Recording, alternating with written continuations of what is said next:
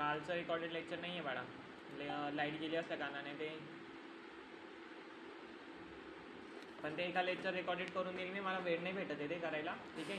ते सगळे रेकॉर्डेड करून मी तुम्हाला पाठवून देईल, जे नवीन विद्यार्थ्यांना पण पाहिजे. तोपर्यंत स्टुडंटने काय करायचं आहे, आपले जे सब्जेक्ट दिले आहे बुकला दिलेली आहे, बुकवरचा चॅप्टर घ्यायचा आणि बुकमधून बघायचं आहे प्रत्येक चॅप्टर, ठीक आहे.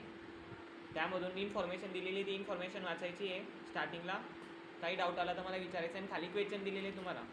नंतर मग मी तुम्हाला ते ज्या व्हिडिओ दाखवेल त्या व्हिडिओ पाहू शकता तुम्ही. आणि बाकी दुसरी गोष्ट तुम्हाला यूट्यूबला पण भेटतील त्याचे लेक्चर. कळलं सगळ्यांना? आणि हां, लिंक टाकलेली मी मागचे लेक्चर जेवढे रेकॉर्डेड झालेले आहेत ना त्यांचे लिंक टाकलेली तुम्हाला, ते बघू शकता तुम्ही. इन्स्ट्रक्शन डाटा इन्फॉर्मेशनची दिलेली मी, आणि नंतर इव्हॉल्युशन ऑफ कम्प्युटर, हे 2 रेकॉर्डेड लेक्चर आहेत माझे, ठीक आहे. त्याच्याशी रिलेटेड तुम्ही त्या व्हिडिओ बघू शकतात. बाकीच्या मी नंतर टाकून देईन तुम्हाला टायमावरती. बाकी आपल्याला बुक दिलेली आहे, असं आहे का कोणी की बुक नाही आहे माझ्याकडे म्हणून?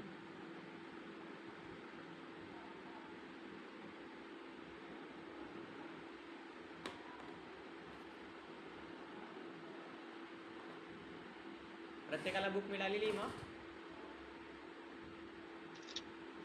ओके, प्रत्येकाने कॅमेरा ऑन करायचे. आता बसायचं समोर, मुलं खूपच कमी आहे. प्रत्येकाने आपापले कॅमेरा ऑन करायचे. लखन खेमनार, हरलाल पवार, लोकेश खरे. कालचं लेक्चर समजलं होतं का नक्की? ठीक आहे, चला मग आज पुढे जाऊ आपण थोडंसं. आजचं लेक्चर आज नाही का, आपल्याला लेक्चर संपून जाईल जर का आपण ते कंटिन्यू. आज जे लेक्चर आपण घेणार आहे आज ते आपलं इंट्रोडक्शन टू कम्प्युटर संपून जाईल. जे नवीन विद्यार्थी आहे त्यांनी बुक वाचायची आहे, ठीक आहे. बुक वाचून बघायचं आहे की काय चॅप्टरमध्ये दिलेलं आहे, कारण की ते शिकून झालेले आहेत. जसं की टाईप्स ऑफ कम्प्युटर, कम्प्युटरची डेफिनेशन झाली, इव्हॉल्युशन ऑफ कम्प्युटर झाले, जनरेशन ऑफ कम्प्युटर झाले, ठीक आहे. नंतर डाटा प्रोसेसिंग घेतली आपण. मग सेकंड आता ह्या चॅप्टरला आपलं टाईप्स ऑफ मॉनिटर म्हणून झालं. नंतर टाईप्स ऑफ प्रिंटर, जे की इनपुट अँड आउटपुट डिव्हाइसमध्ये दिलेले होते, बरोबर का? आउटपुट डिव्हाइसचे होते ते दोन्ही उदाहरण, मॉनिटर अँड प्रिंटर. जे दोन्ही मी टाईप्स वगैरे सांगितले, ज्याचे टाईप्स माहिती असणं आवश्यक आहे. वेदांत राजपूत, वेदांत कॅमेरा ऑन करून दे बेटा, आला आहे तर.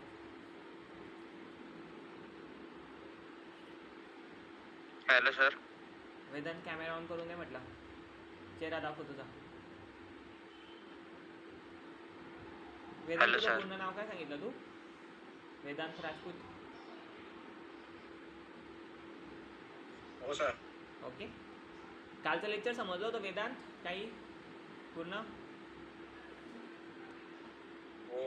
ओके, बघा मी जे सांगितलेले मागे आता, तर आपल्याला लिमिटेड पोरं भेटतील त्या टायमाला त्या बॅचला. मी एकदम छान पद्धतीचं एक सिस्टम रचलेली आहे, ज्याच्यामध्ये मी जेव्हापासून कालपासून तो निर्णय घेतला आणि मुलांना सांगितलं की म्हटलं मी टेस्ट घेईल, तर मुलांचा खूप छान रिस्पॉन्स भेटतोय टेस्टवरती. प्रत्येकजण सॉल्व करते वाटतं. अनुष्का कॅमेरा ऑफ झाला का? ठीक आहे, प्रत्येकाचे मला मेसेज आले ईमेलवरती, प्रत्येकाने सॉल्व केला. म्हणून असा रिस्पॉन्स छान असू द्या, कारण की मी एक बघा कसं इंटरफेस ठेवेल तुम्हाला. ज्या व्यक्तीला मी प्रश्न करेल, ज्या स्टुडंटला मी प्रश्न करेल, ऑनली त्याचा कॅमेरा ऑन राहील, ठीक आहे. त्याचा कॅमेरा ऑन राहील फक्त, आणि माईक पण त्याचाच ऑन राहील. जर का मी खंड क्वेश्चन केला, इथं त्याला स्क्रीनवरती क्वेश्चन दिसेल, टायमिंग इथून चालू होऊन जाईल, त्याला तो 20 सेकंदात 30 सेकंदात त्याला त्याचं आन्सर द्यावं लागेल. जर का त्याला त्याचं आन्सर जमलं नाही, असे 5 क्वेश्चन असे होतील जो सगळे क्वेश्चनचे आन्सर राईट देईल, ठीक आहे. तर आपण प्रत्येक जे आपले प्रत्येक सिलेबसच्या बॅक साईडला जे क्वेश्चन दिलेले असं प्रत्येक वेळेस होईल, ठीक आहे.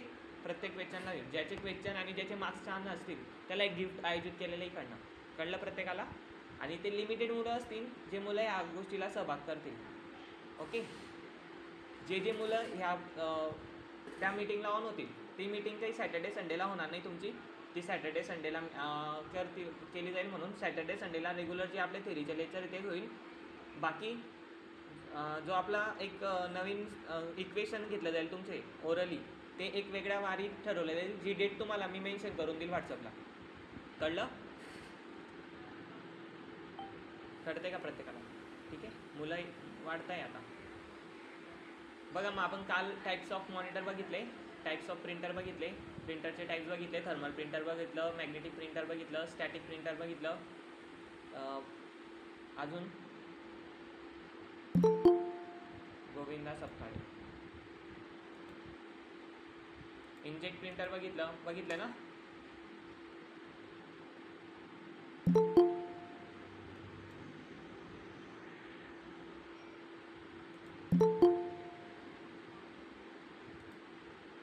मॉनिटरचे 3 टाईप्स बघितले, प्रिंटरचे पण 2 टाईप्स बघितले, non impact printer, non impact printer. Impact printer कसे होते बघितले आणि नॉन इम्पॅक्ट प्रिंटर पण बघितले.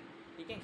आता जर का ते बघायचे असेल तुम्हाला कसे दिसतात तर ते प्रेझेंटेशन जेव्हा मी बनवेल ना तेव्हा त्यामध्ये त्याची इमेज ॲड करून देईल. ठीक आहे. कॅमेरा ऑन करायचा आहे सगळ्यांनी. चेहरे लपवले का परत? ऑन करा परत सगळ्यांनी, काही प्रॉब्लेम नाही, करा सगळ्यांनी, ऑन करायचं आहे. ठीक आहे.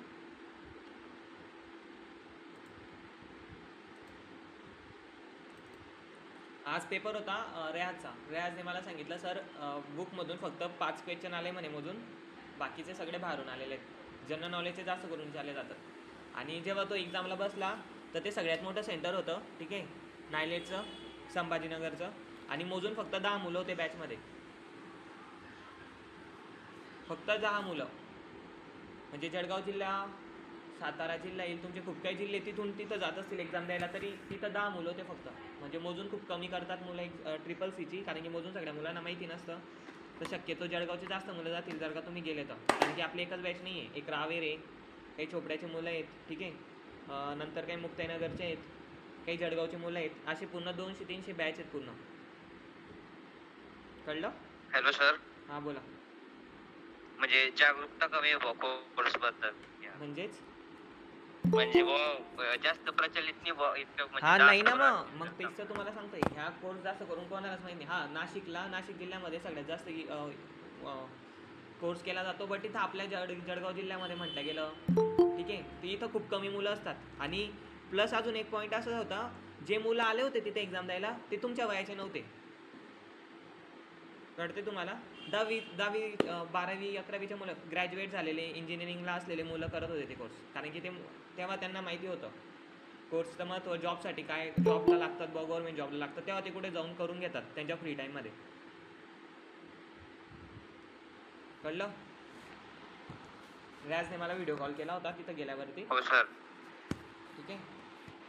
आणि रविवारी होतं ते. तर चला मग आपण आता स्टार्ट करून घेऊ आपलं लेक्चर. काय झालं? अगं मी ऑन लेक्चर मध्ये बोलतोय ना. हो.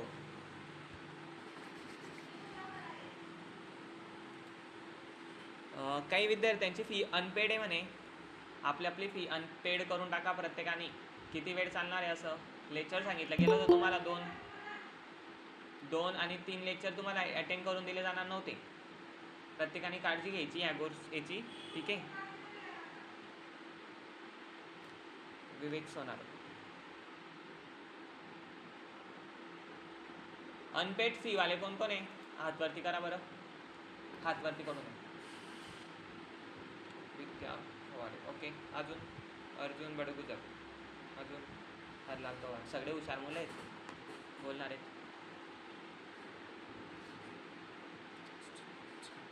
हरलाल पवार, काही प्रॉब्लेम नाही, करून टाका हात खाली. पण तुम्ही लवकरात लवकर फीज पेड करा. फी केव्हा पेड करणार आहे तुम्ही? वडिलांना सांगा. काही प्रॉब्लेम असेल तर कॉल करून सांगा मला. ठीक आहे. Hello sir. हा बोला. एक क्वेश्चन होता सर. हा बोला ना, काय झालं? तर मोबाईल मधला जो मदरबोर्ड राहतो, ओके. हां. तो कोणत्या डिव्हाइस मध्ये येईल? तो कोणत्या डिव्हाइस मध्ये? म्हणजे कोणत्या डिव्हाइस मध्ये येईल तो इनपुट मदरबोर्ड? का आउटपुट? हे डिव्हाइस तुमचे इनपुट. हां असे तर क्वेश्चन कधी येणार नाही, बट तो कधी इनपुट आणि आउटपुटचा कधी म्हणायला गेला तुम्ही तो कॉमन मीन्स तो स्वतः इनपुट एक्सेप्ट करतो अँड आउटपुट हे करतो. Conducting device. कंडक्टिव्ह डिव्हाइस म्हणजे तो म्हणजे कंडक्ट करतो, तो मदत करतो ते प्रोसेस बरोबर. करायमध्ये. सगळी प्रोसेसिंग तिथून होते ना, मग त्याला इनपुट आणि आउटपुट मध्ये असं एक प्रकार दिला जाणार नाही. तो कॉमन येऊ शकतो, त्याला एक देऊ शकत नाही आपण. ठीक आहे. तो आउटपुट देते का ओके सर. इनपुट देते म्हणून. त्याच्यामध्ये मेन प्रोसेसिंग होते ना सगळी. हं. ठीक आहे. आणि असा तर प्रश्न येणार नाही तुम्हाला, पण तुमचे डाऊट असे क्लिअर करा तुम्ही. छान आहे. अजून आहे कोणाचा? नाव सांग वाडा तुझं. वरुण सिसोदिया. काय सांगितलं? वरुण वरुण. सिसोदिया. ओके वरुण. अजून कोणी आहे का? वरुणला एक स्टार मिळालाय माझ्याकडनं. ओके, चालू करू मग पुढे. वरुण, जनरेशन ऑफ कम्प्युटर समजलं? आपला मोबाईल कोणत्या जनरेशनचा असतो? ठीक आहे.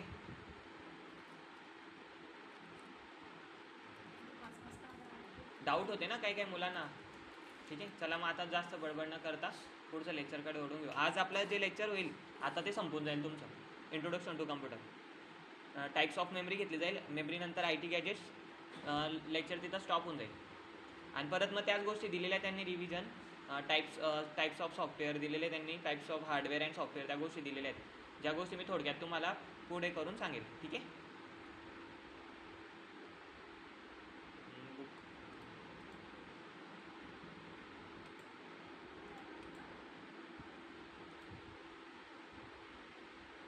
Hello sir. हां बोला. सर ते रोल नंबर साठी तुम्ही स्वतःचं नाव आणि रिसिप्टचा फोटो टाकायला लावला होता ना, हां हां. तर तो टाकलाय सर मी. कावेरी मॅडमांना टाकला होता व्हॉट्सअप रोल वरती. नंबरसाठी ना. ओके, कावेरी मॅडमाने टाकलेला हा. फोटो. हा टाकलेला ठीक आहे त्यांनी, पाहायला पण आहे, पण काही झाला रिप्लाय असेल आला तुझा. नाही. अरे तो रोल नंबर जो जनरेट झालेला असेल मी बघून तुला टाकून देतो प्रत्येकाला. मी परत एकदा आता जनरेट करून देईल ते व्हॉट्सअपवरती. जे नवीन विद्यार्थी ना त्यांचे नाव ओके जाण्याचे सर. बाकी त्यामध्ये. ठीक आहे. बघा आपण प्रिंटर्स सर. बघितले. प्रिंटरचे टाईप्स पण बघितले की कोणते printer black and white print करतात आणि कोणते प्रिंट्स कलर प्रिंट करतात. ठीक आहे. हे सगळे बघितले आपण. नॉन इम्पॅक्ट प्रिंटर कशात येतात आणि इम्पॅक्ट प्रिंटर कशामध्ये येतात. कळलं होतं काल? काही डाऊट आहे कोणाला? इम्पॅक्ट प्रिंटरमध्ये जे असे बघितले आपण, जे जुने प्रकारचे प्रिंटर होते ज्याच्यामध्ये ॲटोमॅटिक नव्हते ते कोणतेच, आणि याच्यामध्ये ऑनली टेक्स्ट प्रिंट व्हायची एक अल्फाबेट सिक्क्या टाईपमध्ये. आणि हे इलेक्ट्रोमॅग्नेटिक प्रिंटर होते ज्याच्यामध्ये इलेक्ट्रिकच्या साहाय्याने ॲटोमॅटिक प्रिंट व्हायची आणि एका टायमाला फास्ट गतीने. आणि जिथपर्यंत हे प्रिंटर होते जसं की लेझर, इलेक्ट्रोमॅग्नेटिक, थर्मल प्रिंटर आणि इलेक्ट्रोस्टॅटिक, हे सगळे ब्लॅक अँड व्हाईट होते. ठीक आहे. ठीक आहे. हे असं सांगितलं होतं मी तुम्हाला की लेझर प्रिंटर यांची जी काही प्रिंटची करण्याची पण जी काही क्लॅरिटी होती प्रिंट केल्याची ती चांगली होती. बट ह्या सगळे प्रिंट इलेक्ट्रोमॅग्नेटिक झालं. ठीक आहे. इलेक्ट्रोमॅग्नेटिक प्रिंटर झालं, थर्मल प्रिंटर झालं आणि इलेक्ट्रोस्टॅटिक प्रिंटर झालं. हे सगळे तुमचे ब्लॅक अँड व्हाईट प्रिंटिंगमध्ये येतात. ठीक आहे. एवढं तर कळलं आहे प्रत्येकाला? Hello sir. हां बोला. तर मग यांना मॅन्युअल प्रिंटर आणि ऑटोमॅटिक प्रिंटर अशा याच्यामध्ये मॅन्युअल घेऊ शकतो आपण. प्रिंटरमध्येच येतील ते. कारण की जनरली आता बघा, जनरली जे काही यूज करतो आपण, ज्या ठिकाणी आपल्याला प्रिंटिंग करायची आहे तर त्या ठिकाणी आपण मागवतो जिथं आपल्याला कलर प्रिंटची गरज नाही, ऑनली फक्त प्रिंट करायची आहे. जसं समजून घ्या एखादं झेरॉक्स मशीन झालं जिथं आपल्याला फक्त झेरॉक्सची गरज आहे. ठीक आहे. फॉर्म वगैरे भरण्यासाठी, तर त्या टायमाला अशा प्रिंटरचा यूज होतो. जसं की गव्हर्नमेंटच्या ठिकाणी, तहसीलमध्ये झालं. ठीक आहे. आणि आता पण ह्या ओके सर. प्रिंटरचा आता पण यूज होतो. आणि थर्मल प्रिंटरचा मी यूज दाखवला तुम्हाला. ठीक आहे. जो की आता पण सगळ्यात दूर यूज होतो, जसं की मॉलमध्ये. ठीक आहे. प्रत्येक ठिकाणी जसं आपण तिकीट बघितलं थर्मल पेपरचा. इंजेक्ट प्रिंटर, आताचे HP चे प्रिंटर जे ब्लूटूथच्या साहाय्याने डायरेक्ट ऑनलाईन PDF सेंड केल्यावरती डायरेक्ट प्रिंट निघते त्यांची, हे इंजेक्ट प्रिंटरमध्ये येतात. याची कॅपॅसिटी पण छान असते, प्लस कलर प्रिंट पण करतात हे. ओके. Inject printer. आणि आता करून जास्त करून सगळ्या घरामध्ये आणि प्रत्येक सायबर कॅफेमध्ये कलर प्रिंट करण्यासाठी फोटो पण याच्याने प्रिंट होतो आणि प्रत्येक ठिकाणी हे जास्त करून यूज होतं. ठीक आहे. आउटपुट डिवाईसमध्ये होतं म्हणून हे स्पीकर आणि हेडफोन आले होते. प्लॉटर कोणाकोणाला माहिती आहे हातवरती करून द्या. प्लॉटर कोणाकोणाला माहिती आहे हातवरती करून द्या. आपण काही चर्चा करणार नाही. बस सगळे आहेत का? काल इतके जण होते म्हणजे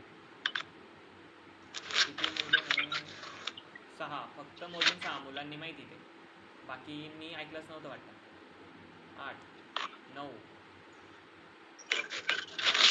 10पर्यंत नाही कोणीच. आणि 28 मुलं आहे आणि फक्त 8 मुलांना समजलं. बाकीचे असे असतील ज्यांना हात कसं वरती करतात तेच माहिती नाही आहे, नाही तर कॅमेरा ऑन करून हात वरती करायचा. बरोबर का? ठीक आहे. 10 झाले. चला पुढे मग. ठीक आहे, काही प्रॉब्लेम नाही. वाचून घ्या तुम्ही आता, मी पुन्हा रिपीट करणार आणि प्लॉटर फाटकट सांगत ज्ञान सर मग.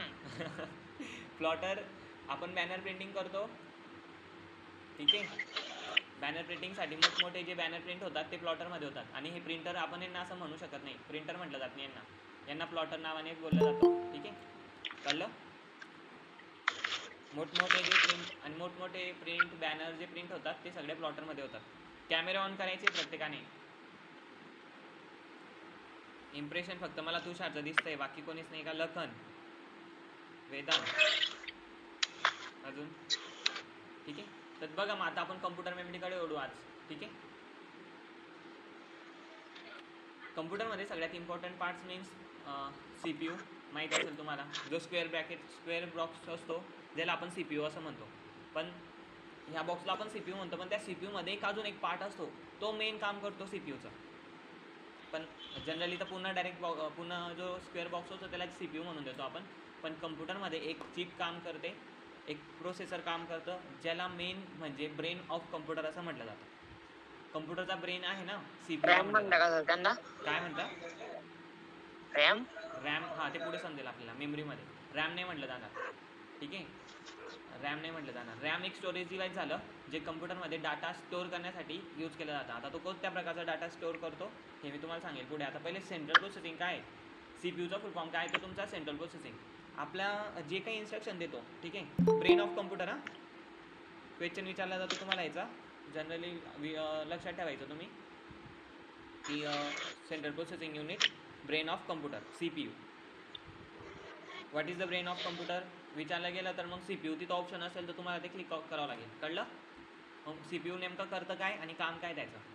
It is the part of the computer system that carrier out the instruction of computer program to perform the basic arithmetical, logical and input output operations of the system. म्हणजेच आपण जी काही task करतो ना, आधी आपण जे काही इन्स्ट्रक्शन देतो कम्प्युटरला, ते हार्डवेअरला सगळ्यांना वाटून तो सगळे काम करतो. आता मला सांगा,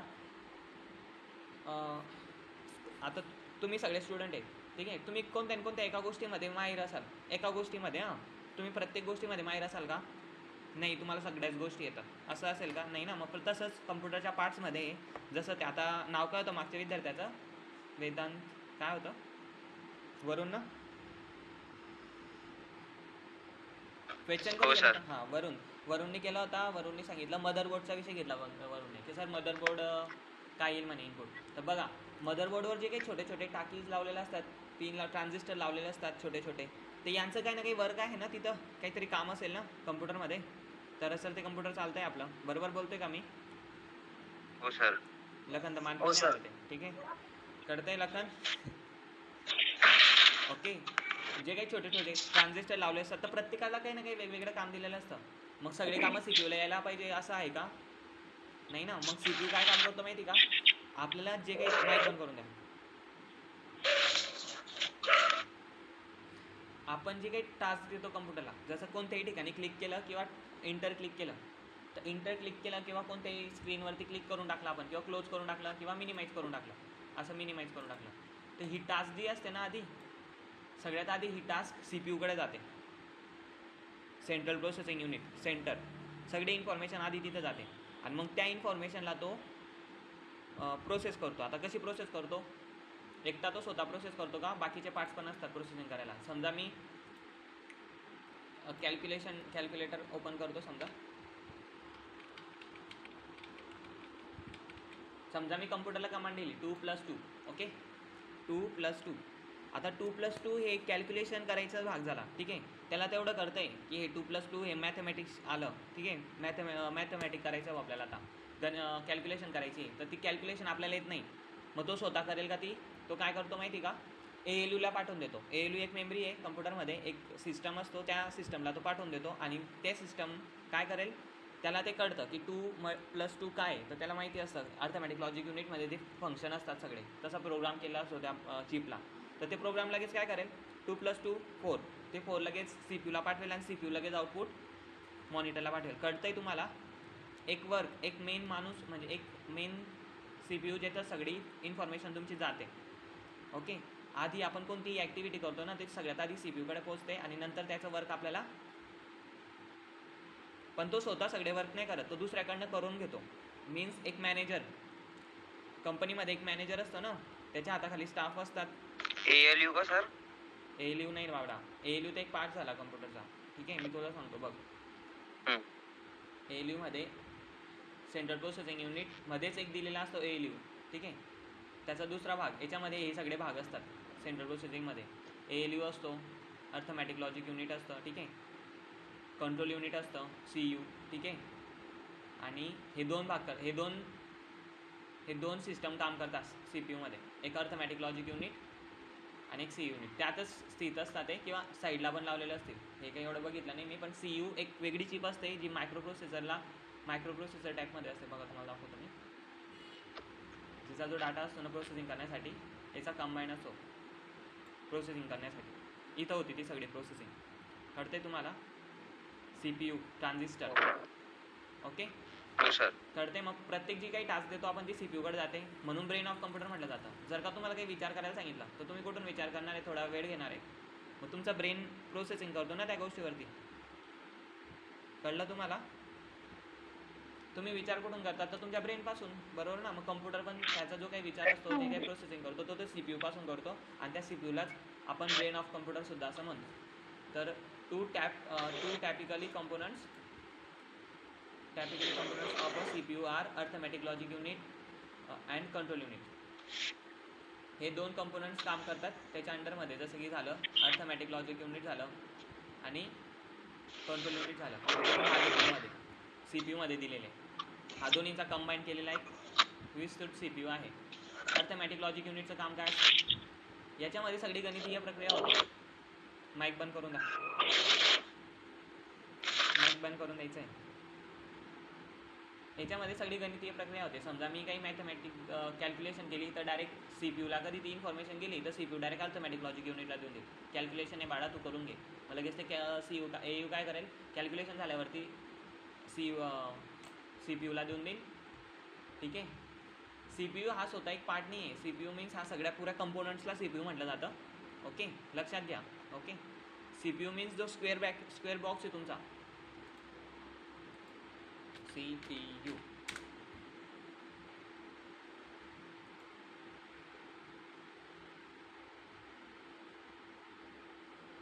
गलत, CU झालं ते, CPU. ओके, मिनटात.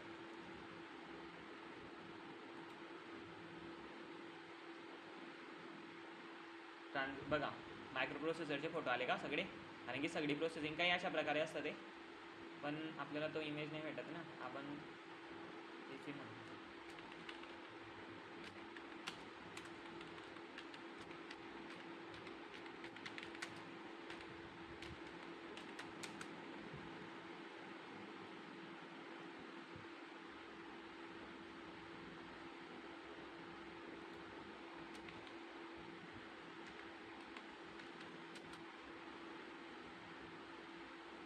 बघा हा जो बॉक्स असतो स्क्वेअर दिसतोय प्रत्येकाला, स्क्रीन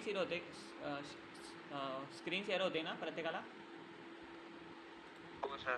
हां, कम्प्युटर सोबत जो काही हा स्क्वेअर बॉक्स येतो यालाच आपण CPU असं म्हणतो. कारण की याच्यामध्ये सगळे प्रोसेसिंग होते, बरोबर? हे सगळ्यांना माहिती असतं, कंबाईन असतं ते. बट CPU, ठीक आहे, कळलं तुम्हाला? CPU ब्रेन ऑफ कम्प्युटर, म्हणजे कम्प्युटरला ब्रेन ऑफ कम्प्युटर याला म्हटलं जातं कम्प्युटरच्या. कारण की सगळी प्रोसेसिंग कुठे होते? याच्यात होते. ठीक आहे, तर मग याच्यामध्ये काही कंपोनंट्स असतात जे की मेन काम करतात प्रोसेसिंगचे. एक अर्थमॅटिक लॉजिक युनिट, एक झालं तुमचं ट्रान्झिस्टर मीन्स असे छोटे छोटे कंपोनंट्स तार असतात मेटलचे, ज्याच्यामधून डाटा प्रोसेस होतो.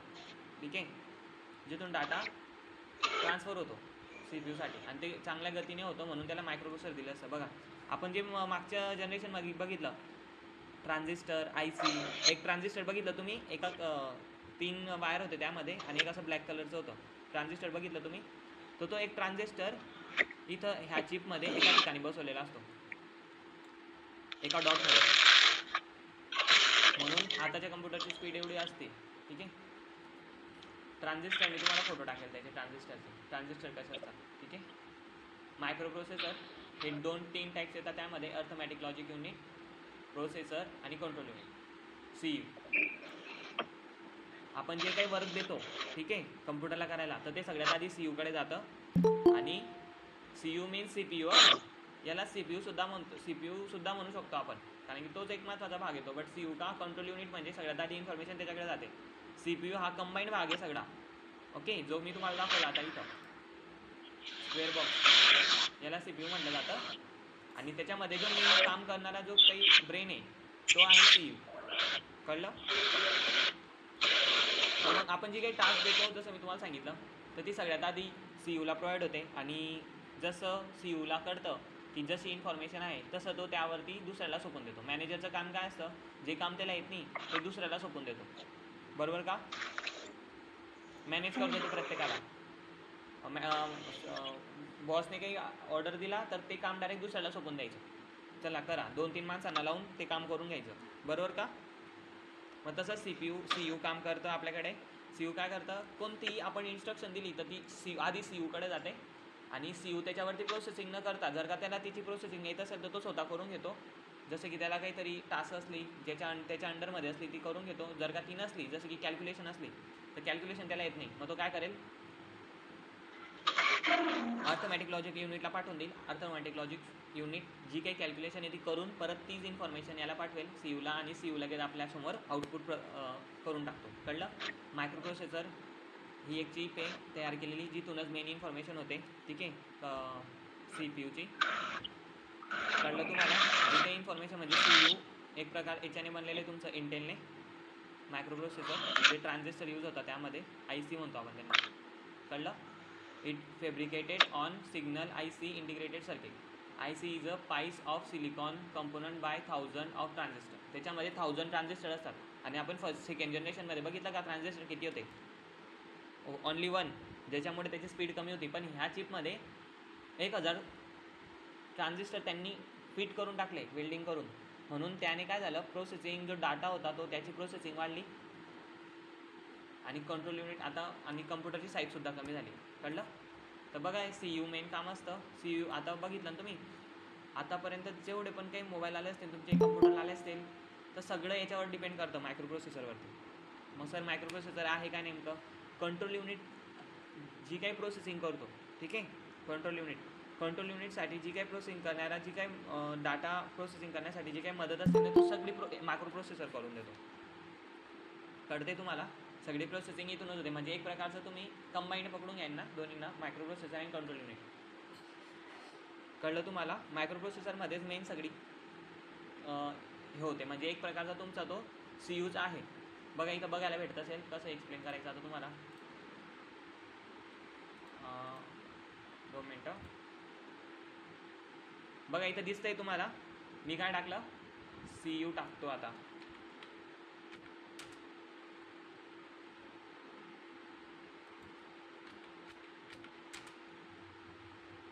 तर बघा इथं मायक्रो प्रोसेसर दाखवलं जाते, तर यालाच CPU आपण असं म्हणतो.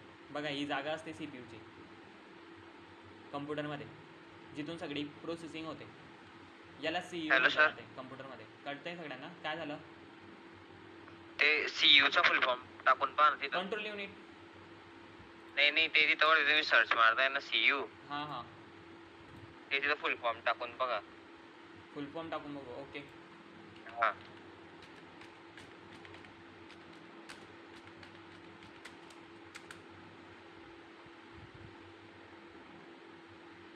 बघा मीन्स, थांबा 2 मिनटं. 2 इंच भाग बघा इथं सांगितलं त्यांनी. कंट्रोल युनिट जे काही प्रोसेसिंग होते ना, त्या प्रोसेसिंग करण्यासाठी मदत ह्या प्रोसेसरची असते. जो काही डाटा प्रोसेसिंग करण्याची क्षमता असते कोणाकडे, CU कडे. बट तो डाटा फास्टमध्ये करण्यासाठी आपल्याला प्रोसेसर याची मोठी हेल्प होते आणि प्रोसेसर त्या कामला जलद प्रकारे करतो. जसं की आता दिलेले बघा कंट्रोल युनिट, हे 2-3 चिप्स दिलेले आहे त्यामध्ये. कळते प्रत्येकाला? मीन्स आपला जो डाटा आहे, ठीक आहे, एक प्रकार समजा तुम्ही, मी आता हे तुमचं कंट्रोल युनिट आहे, ठीक आहे, कम्प्युटरमध्ये. याला इमॅजिन करा आता प्रत्येकाने. हे कंट्रोल युनिट आहे. कंट्रोल युनिटला काही वर्क करायचं आहे तर ते वर्क लवकरात लवकर दुसऱ्या हार्डवेअरपर्यंत पोहोचवणं. ती इन्फॉर्मेशन जलद घ्यायची आणि जलद सी यूपर्यंत पोहोचवायची, सी यूकडनं परत जलद घ्यायची, परत दुसरीकडेच ट्रान्सफर करायची. कळते तुम्हाला? कंबाईंड काम आहेत त्यांची. हे मायक्रो प्रोसेसर मदत करतात, ज्याच्यामध्ये ट्रान्झिस्टर येते, त्याच्यामुळे स्पीड कम्प्युटरची वाढून जाते. आता सरी समजलं असेल की मायक्रो प्रोसेसर काय. आणि जशी जशी ही चिप वाढत चालते ना, जशी जशी ही डेव्हलप होत चालते, तसं तसं कम्प्युटर आपलं फास्ट होत गेलेलं आहे. आणि आताची काही नवीन चिप बनवलेली आहे, जसं गुगलची आपण क्वांटम कम्प्युटरमध्ये बघितलं, ठीक आहे, गुगलने बनवलेली. तर हिलाच ते मायक्रो प्रोसेसरच येते एक प्रकारची. विलो चिप नाव आहे सर तिचं. काय झालं? गुगलने ती चिप बनवली ना. हां, विलो नाव आहे. विलो नाव आहे ना तिचं. मग ती एक प्रकारची मायक्रो प्रोसेसर आहे. आतापर्यंत जे काही डेव्हलप होत गेलं ना, जसं बघा हे उदाहरण आहे मायक्रो प्रोसेसरचे, जे इंटेलची सगळ्यात जास्त यूज होते. इंटेल मायक्रो प्रोसेसरमध्ये प्रत्येक कम्प्युटरमध्ये जास्त करून इंटेलची यूज होते प्रोसेसिंगसाठी. कळलं तुम्हाला? हे कंबाईंड भाग आहे तुमचे, याच्यात काही कन्फ्यूज होण्याची गरज नाही आहे. कंट्रोल युनिट एक वेगळा भाग येतो कम्प्युटरमध्ये, पण त्याची स्पीड वाढवण्यासाठी प्रोसेसर हा सगळ्यात महत्त्वाचा भाग आहे, जो जलद डाटा खेचून प्रत्येकापर्यंत पोहोचवतो. कळलं? जसं आपण पाणी भरण्यासाठी घरात मोटरचा यूज करतो ना, त्याच्याने आपल्या घरात लवकर पाणी भरलं जातं, तसंच इंटेल मायक्रो प्रोसेसरचं काम असतं, जो प्रत्येक डाटा जलद प्रकारे घेण्याचा आणि पाठवण्याचं काम ह्या मायक्रो प्रोसेसरचं असतं, जे की सी यूला खूप मोठी मदत असते. कळलं प्रत्येकाला? कंबाईंड मानलं जाईल त्यांना दोन्ही. मग बघा आता पुढे बघू आपण मेमरी. तर बघा एक कळायला पाहिजे तुम्हाला आता की अर्थमॅटिक लॉजिक युनिट काय आहे. अर्थमॅटिक लॉजिक युनिटमध्ये अँड, नॉट, XOR याला समजण्याची क्षमता असते. अँड काय आहे, अँड केव्हा लागेल, नॉट केव्हा लागेल, ऑर केव्हा लागेल हे समजतं. जसं की लेस दॅन इक्वल टू. एक्झाम्पल, मी कम्प्युटरला मी तुम्हाला जसं सांगितलं ॲडिशन, सबट्रॅक्शन, मल्टिप्लिकेशन, ठीक आहे, 2+2 केलं, ठीक आहे.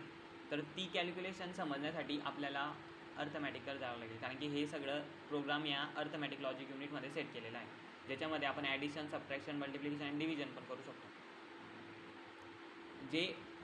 ज्याला हे समजण्याची क्षमता असते ऑनली. कळलं? ह्या कामासाठी बनलेलं आहे ALU. याच्यामध्ये फक्त सगळी मॅथमॅटिक होतं. काही लॉजिक युनिट असते. Logic unit means logically response, म्हणजे जसं की बघा मी इथं टाईप केलं, आपल्याकडे टाईपरायटर पण नाही, 2 मिनिटं.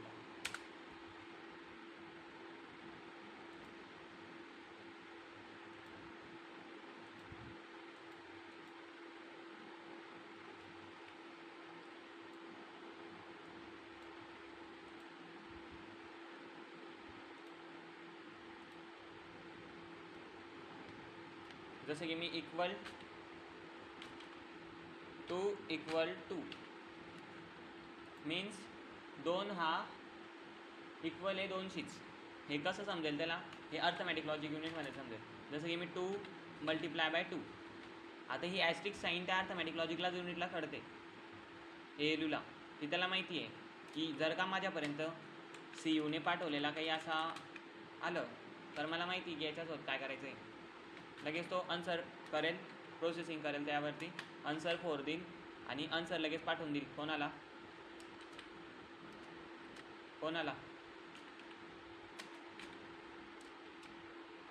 जागेत का सगळे? कोणाला पाठवेल?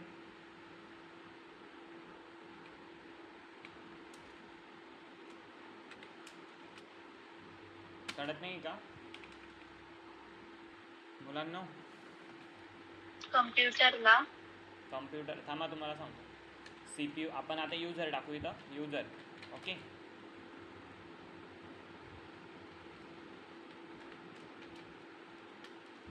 युजरने कमांड दिली कोणाला? कम्प्युटरला. आणि ती कम्प्युटरला जर का दिली तर ती कोणाकडे जाणार? CPU कडे. बरोबर. मग CUला तर ते काही कॅल्क्युलेशन येत नाही. CU काय करणार आहे? ALU कडे पाठवेल त्याला. कळलं?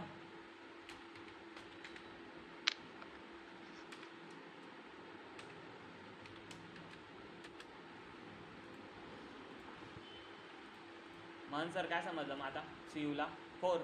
मग आता ALU ला कळलं आन्सर काय येतं 4 आहे. ओके, मग ALU काय करणार आहे त्या आन्सरचं? स्वतः घेऊन घेणार आहे का? परत ती सायकल CU कडे येईल आणि मग CU काय करेल?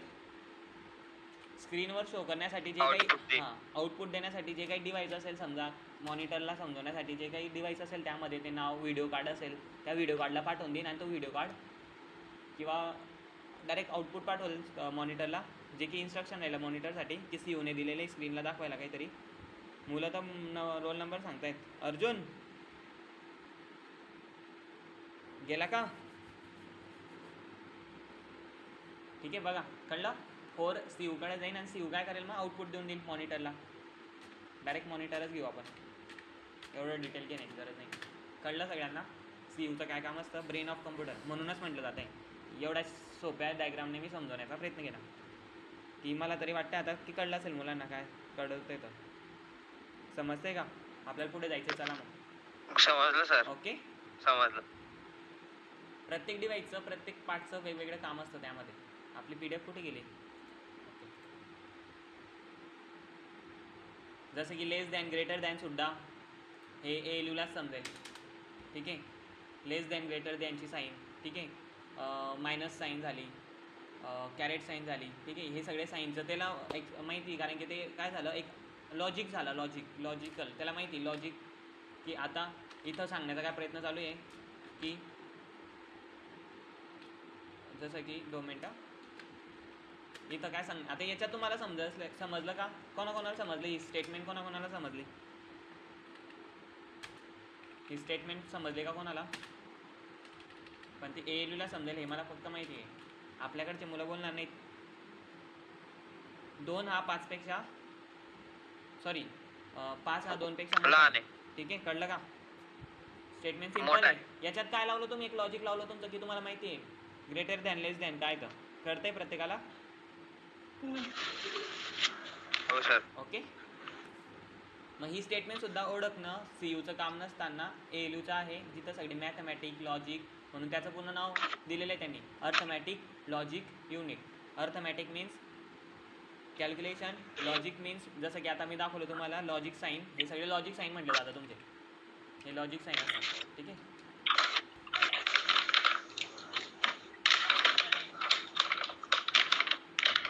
चला मग पुढे जायचं. Computer memory. बघा इथं काही टाईप्स दिलेले आहे मायक्रो प्रोसेसरचे. i5, i3 core, 2 dual Intel, dual core, Pentium, IV etcetera. ठीक आहे, हे जसे जसे डेव्हलप प्रत्येक 10-10, 5-5 वर्षांनी हे डेव्हलप होत गेले आणि आपल्या कम्प्युटरमध्ये आपल्याला बदलाव दिसत गेलेला आहे. ओके, IC म्हणतो आपण त्याला, इंटिग्रेटेड सर्किट. इंटिग्रेटेड सर्किट बघितलं का कोणी जनरेशन ऑफ कम्प्युटरमध्ये कसे दिसतात तर? IC थांबा मग बघून घेऊ 2 मिनिटात बघून घेऊ. IC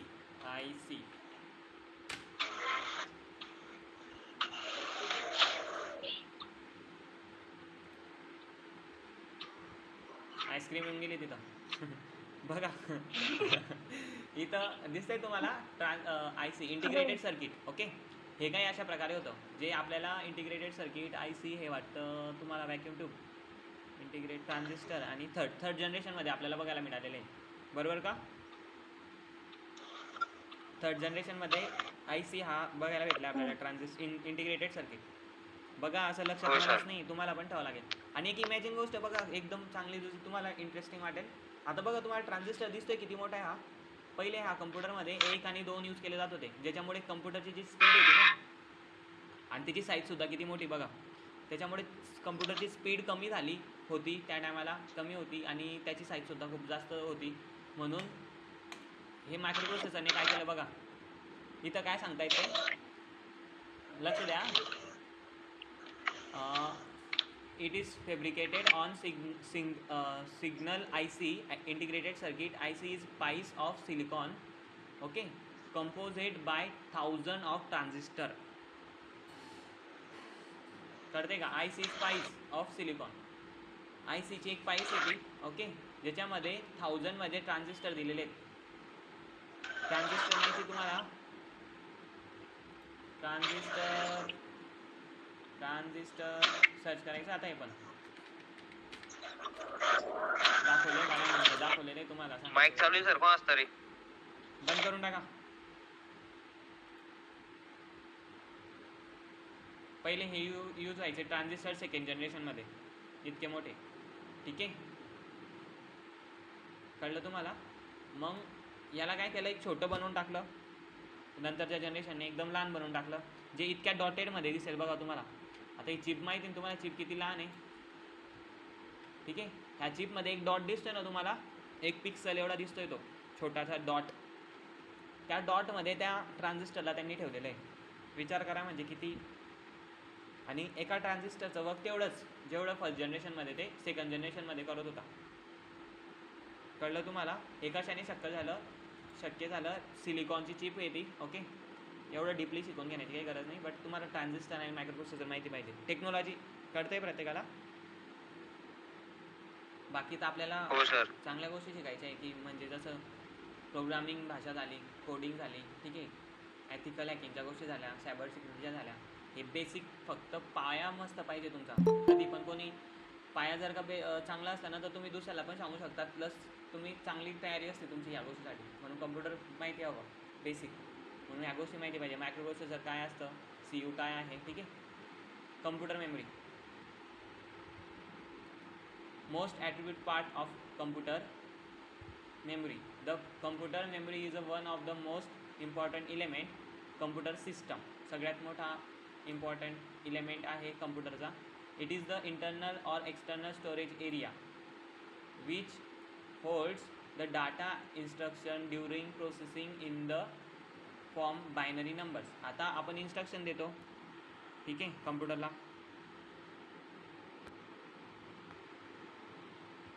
ठीक आहे, आपण इन्स्ट्रक्शन देतो कम्प्युटरला, आणि जे काय आपल्यासमोर आता स्क्रीन शो झालेली आहे. ठीक आहे, तर ही पण स्क्रीन कुठेतरी सेव्ह झालेली असेल ना. तुम्ही रील्स बघतात, तुम्ही गेम खेळतात, बरोबर. मग ती गेम परमनंट तिथं स्टोअर असतो का स्क्रीनवरती? पण तो स्क्रीन दिसते आपल्याला. जर का आपण एक इमेज कधी काढला, कधी एखादा फोटो कधी घेतला पुढचा, तर त्या फोटोला काही ना काही स्टोरेज लागतं ठेवण्यासाठी. हे तर सगळ्यांना माहिती आहे.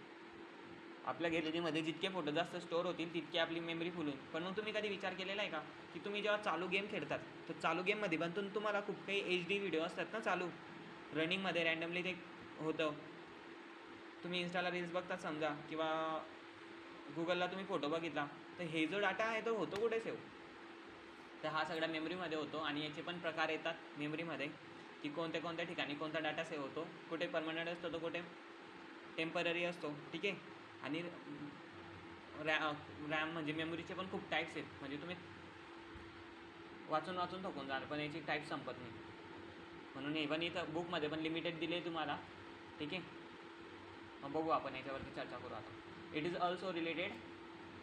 also related many devices and components that are responsible for storing data and application on temporary permanent basis. आपल्या कम्प्युटरमध्ये डाटा स्टोअर करण्यासाठी याला रिस्पॉन्सिबल आपलं स्टोरिंग डिवाइस असतात, मेमरी असते, जी की परमनंट आणि टेम्पररी डाटा स्टोअर करते. Computer memory can be classified into 2 types, primary memory and secondary memory storage device. ठीक आहे, हे दोन भागामध्ये डिवाईड केले, त्याला टाईप 2 भागामध्ये डिवाईड केले मेमरीला आपण. ठीक आहे, क्लासिफाय केलेलं आहे. एक प्रायमरी मेमरीमध्ये आणि एक सेकंडरी मेमरी. आता प्रायमरी मेमरी काय असते आणि सेकंडरी मेमरी काय असते हे बघू आपण. आपल्याला किती वेळ झाला? 8:21. टाईप्स ऑफ मेमरी नंतर. हो यार, ठीक आहे, चला. आपला आज लेक्चर नको लंब जायला, नाही का? मुलं लगेच बोर होऊन ठेवून देतात. किती मुलं राहिलेत? 24 मुलं. हां, मुलं टिकून राहिले. आज टिकून राहिले. लवकरात लवकर छान पद्धतीने समजावं लागेल मुलांना. ठीक आहे, आज काही गेले नाही मुलं. बाकीचे जातात ना, लेफ्ट होऊन जातात मुलं. 12 आणि 13 मुलं दिसतात फक्त जेवणाला. बघा, मग आपलं प्रायमरी मेमरी काय, मेमरीचा भाग एक इम्पॉर्टंट आहे. जर का तुम्ही कम्प्युटर आणि कधी तुमचे मोबाईल चालवत असाल, जोपर्यंत तुम्हाला रॅम मेमरी आणि रोम मेमरी आणि मेमरीच समजले नाही कम्प्युटरमध्ये, तर तुम्ही काहीच कामाचे नाही आहे. मोबाईल चालवतात तर तुम्ही घ्यायलाच नको तो मोबाईल हातात. जर का तुम्ही जी गोष्ट चालवतात आणि तुम्हाला त्याबाबतीत इन्फॉर्मेशन नसेल. आता काही जण म्हणतील, सर असं नका म्हणा तुम्ही, मला मग रॅम माहिती काय असेल. मग मला सांग, रॅम काय आहे? Random access memory. ओके, एक मेमरी आहे. मग ही एक स्वतः एक मेमरी आहे का ऑनली फक्त नाव आहे? मेमरी एक. ही मेमरी नाही Type आहे. मी of- कधी सांगितलं तर ही मेमरी नाही आहे. मी कधी बोललो तर ऑनली हे नाव आहे. याच्यामध्ये टाईप्स पडतात तुमचे. टाईप्स म्हणजे खूप भरपूर. आता तुमच्या रॅम, तुमच्या मोबाईलमध्ये जी रॅम यूज होते ना, तिचं पण एक वेगळं नाव आहे. ठीक आहे, कम्प्युटरमध्ये जी रॅम नाव यूज होते ती वेगळी. असे खूप टाईप्स पडतात त्यामध्ये, पण त्यांना एक नाव दिलेलं आहे, स्पेसिफाय केलेलं आहे नावाने रॅम. रॅम एक स्पेसिफिक नेम आहे ज्याच्यामध्ये टाईप्स येतात भरपूर, जे वेगवेगळ्या कम्प्युटरला डिव्हाइसनुसार वेगवेगळ्या यूज होतात. जे नावं तुम्ही निकाल लिहून लिहून तुमचे म्हणजे खूपच टाईप्स पडतात त्यामध्ये. ठीक आहे, पण आपल्याला बुकमध्ये जेवढं दिलं आहे तेवढं मी आज समजायचा हॅलो. प्रयत्न करेल. हां बोला. रॅमला LPDDR मध्ये हे करता ना कम्प्युटर मध्ये? म्हणजेच रॅमचा टाईप LPDDR आहे. हां, LPDR म्हणजे बरोबर बरोबर आपण एखाद्या गोष्टी समजा आपण काही मोजतो किलोमीटर मध्ये मोजतो ना, हां हां तर रॅमचे जनरेशन लावायचे पहिले LPDDR 4x RAM 5x RAM हां, असं. हे टाईप्स येतात पूर्ण. हे पूर्ण डीपमध्ये टाईप्स येतात. याला तर खूप माहिती दिलेली बाबा. तू कुठून आणली माहिती? हां, नाही सर, पहिल्यापासून माहिती होतं मला. ओके, चांगली डीपली माहिती घेतली. मग तू हुशार झालास ना. वरून वरून चांगली माहिती घेऊन येतं. याच्यासारखा अभ्यास करून यायचा कोणी? हां बोला. रॅम हे फंडामेंटल कम्प्युटिंग एलिमेंट आहे का? फंडामेंटल कम्प्युटिंग एलिमेंट, हां, फंडामेंटल्स कम्प्युटिंग एलिमेंट्समध्ये येईल तो पण. कारण की कम्प्युटरमध्ये एक फंडामेंटल्स, हां, कारण की जे काही डाटा असतो आपला सगळ्यात मेन रिस्पॉन्सिबल. कारण की जर का तुमच्या कम्प्युटरमध्ये मेमरीज नाही आहे तर आपण तो कोणता पिक्चर नाही का, तो गजनी म्हणतात वाटतं त्या पिक्चरला, आहे ना. त्याला याददाशच नसते. तर यामध्ये टेम्पररी मेमरी सेव्ह होते ना? आता तुम्हाला ह्याच गोष्टी क्लिअर करून देतो मी. आपलं आता ठीक आहे, ह्या लेक्चर मी तुम्हाला 2 मिनिटात क्लिअर करून देईल. आणि कोणाला डाऊट असला तर मला नाही का जास्त डाऊट पाहिजे मग विचारलेला. ठीक आहे, प्रत्येकाने. आता बघा, अनुष्का आज पहिल्यांदा उतरलेली फील्डमध्ये. अनुष्कासाठी ताड्या वाजायच्या सगळ्यांनी. ठीक आहे. Hello sir. ओके, हां बोला. रॅमचा सर्वात जास्त वापर आपण क्रोम वरती टॅब उघडतो बघा. आता थांबा 2 मिनिटं. प्रश्न सगळ्यात लास्टला द्यायचे. आता मी प्रश्नांचे आन्सर देणार नाही. कधी जर का ओके सर. लास्टला द्यायचे. मी इन्फॉर्मेशन सांगेल, शक्यतो काय काहींचे प्रश्न सॉल्व्ह होऊन जातील नंतर. तरी प्रश्न असला तर लास्टला विचारायचे. ठीक आहे. रॅम, ठीक आहे, रॅन्डम ॲक्सेस मेमरी. एक स्वतः एक मेमरी नाही आहे ज्याच्यामध्ये खूप टाईप्स येतात. जसं की तुमच्या मोबाईलमध्ये एक वेगळी रॅम यूज होते, कम्प्युटरमध्ये वेगवेगळी रॅम यूज होते. आणि याच्यात काही ह्या 2 टाईप्स त्यांनी सांगितले आहे, स्टॅटिक रॅम आणि यस रॅम. ओके, आणि एक डायनेमिक रॅम येते. हे पण त्याच प्रकारे असतात. ठीक आहे. तर बघा, रॅम मेमरी 2 क्लासिफाय केले त्यांनी, एक प्रायमरी मेमरी आणि एक सेकंडरी मेमरी. प्रायमरी मेमरी का म्हटली गेली आहे, तर कम्प्युटरमध्ये जी काही मेमरी तिला आपण एक्सचेंज नाही करू शकत. ठीक आहे, काय करू शकतो आपण, एक्सचेंज नाही करू शकत. मीन्स समजा ती मेमरी आता रॅम मेमरी आहे. प्रायमरी मेमरीमध्ये प्रायमरीमध्ये हा मेन भाग येतात तुमचे रॅम अँड रोम. ह्या 2 महत्त्वाचे भाग येतात, रॅम आणि रोम. मग सर या रॅम आणि रोममध्ये काय असतं? रॅम आणि रोममध्ये तुमचे कोणत्याच प्रकारचे गाणे सेव्ह होत नाही. हे पहिले डोक्यातून काढून टाका की सर माझं जे काही गाणं असेल बजरंगबलीचं, ते रॅममध्ये सेव्ह आहे का? ठीक आहे. सर माझं जे काही फोटोज असतील गॅलरीचे, ते रॅममध्ये सेव्ह आहे का? हे असं बिलकुल नाही आहे. रॅममध्ये तुमचे कोणत्याच प्रकारचे गाणे आणि सॉंग्स सेव्ह नसतात. याच्यामध्ये काय सेव्ह असतं हे तुम्हाला त्यांच्या नावावरतीच समजेल. बघा, प्रायमरी मेमरी का म्हटली जाते हे समजायला हवं तुम्हाला आधी, की ज्या मेमरीला आपण कम्प्युटरमधून कधीच एक्सचेंज करू शकत नाही. ठीक आहे, जसं की तिला जर का एक्सचेंज केली तर तुमचा कम्प्युटर चालू नाही शकणार शक्यतो. कारण की तसं त्याला हार्डवेअर पण असायला हवं, जी कम्प्युटरमध्ये परमनंट असायला हवी. प्रायमरी मेमरी, जे की प्रायमरी मेमरीमध्ये डाटा स्टोअर परमनंटली नसतो. ठीक आहे. बघा, आता मी तुम्हाला सांगतो, प्रायमरी मेमरीमध्ये 2 क्लासिफाईड झाले. रॅन्डम ॲक्सेस मेमरी, रॅम एक मेमरी आहे. ओके, जी रॅन्डमली आपण जे काही काम करतो कम्प्युटरवरती, तुम्ही गेम खेळत असा, मोबाईलवर बघत असा, तुम्ही क्रोम बघा, तुम्ही किंवा इंस्टाग्राम बघा, तर रॅन्डमली जे काही आपण ॲप्लिकेशन चालवतो, त्या ॲप्लिकेशनला चालण्यासाठी जो काही डाटा लागतो ना रनिंगला, तो सगळा रॅममध्ये सेव्ह असतो. कळलं सगळ्यांना? आणि तो परमनंट नसतो. ठीक आहे. रॅम मेमरी एक वॉलेटाईल मेमरी आहे. सेकंड नाव त्याला वॉलेटाईल दिलेलं आहे. आता वॉलेटाईल म्हणजे सर, तर तुम्हाला माझ्या भाषेत मी सांगतो, तुम्हाला बुकचं माहीत नाही हां, माझी भाषा आहे ती. नंतर म्हणाल सरांनी काय सांगितलं तो वॉलेटाईल.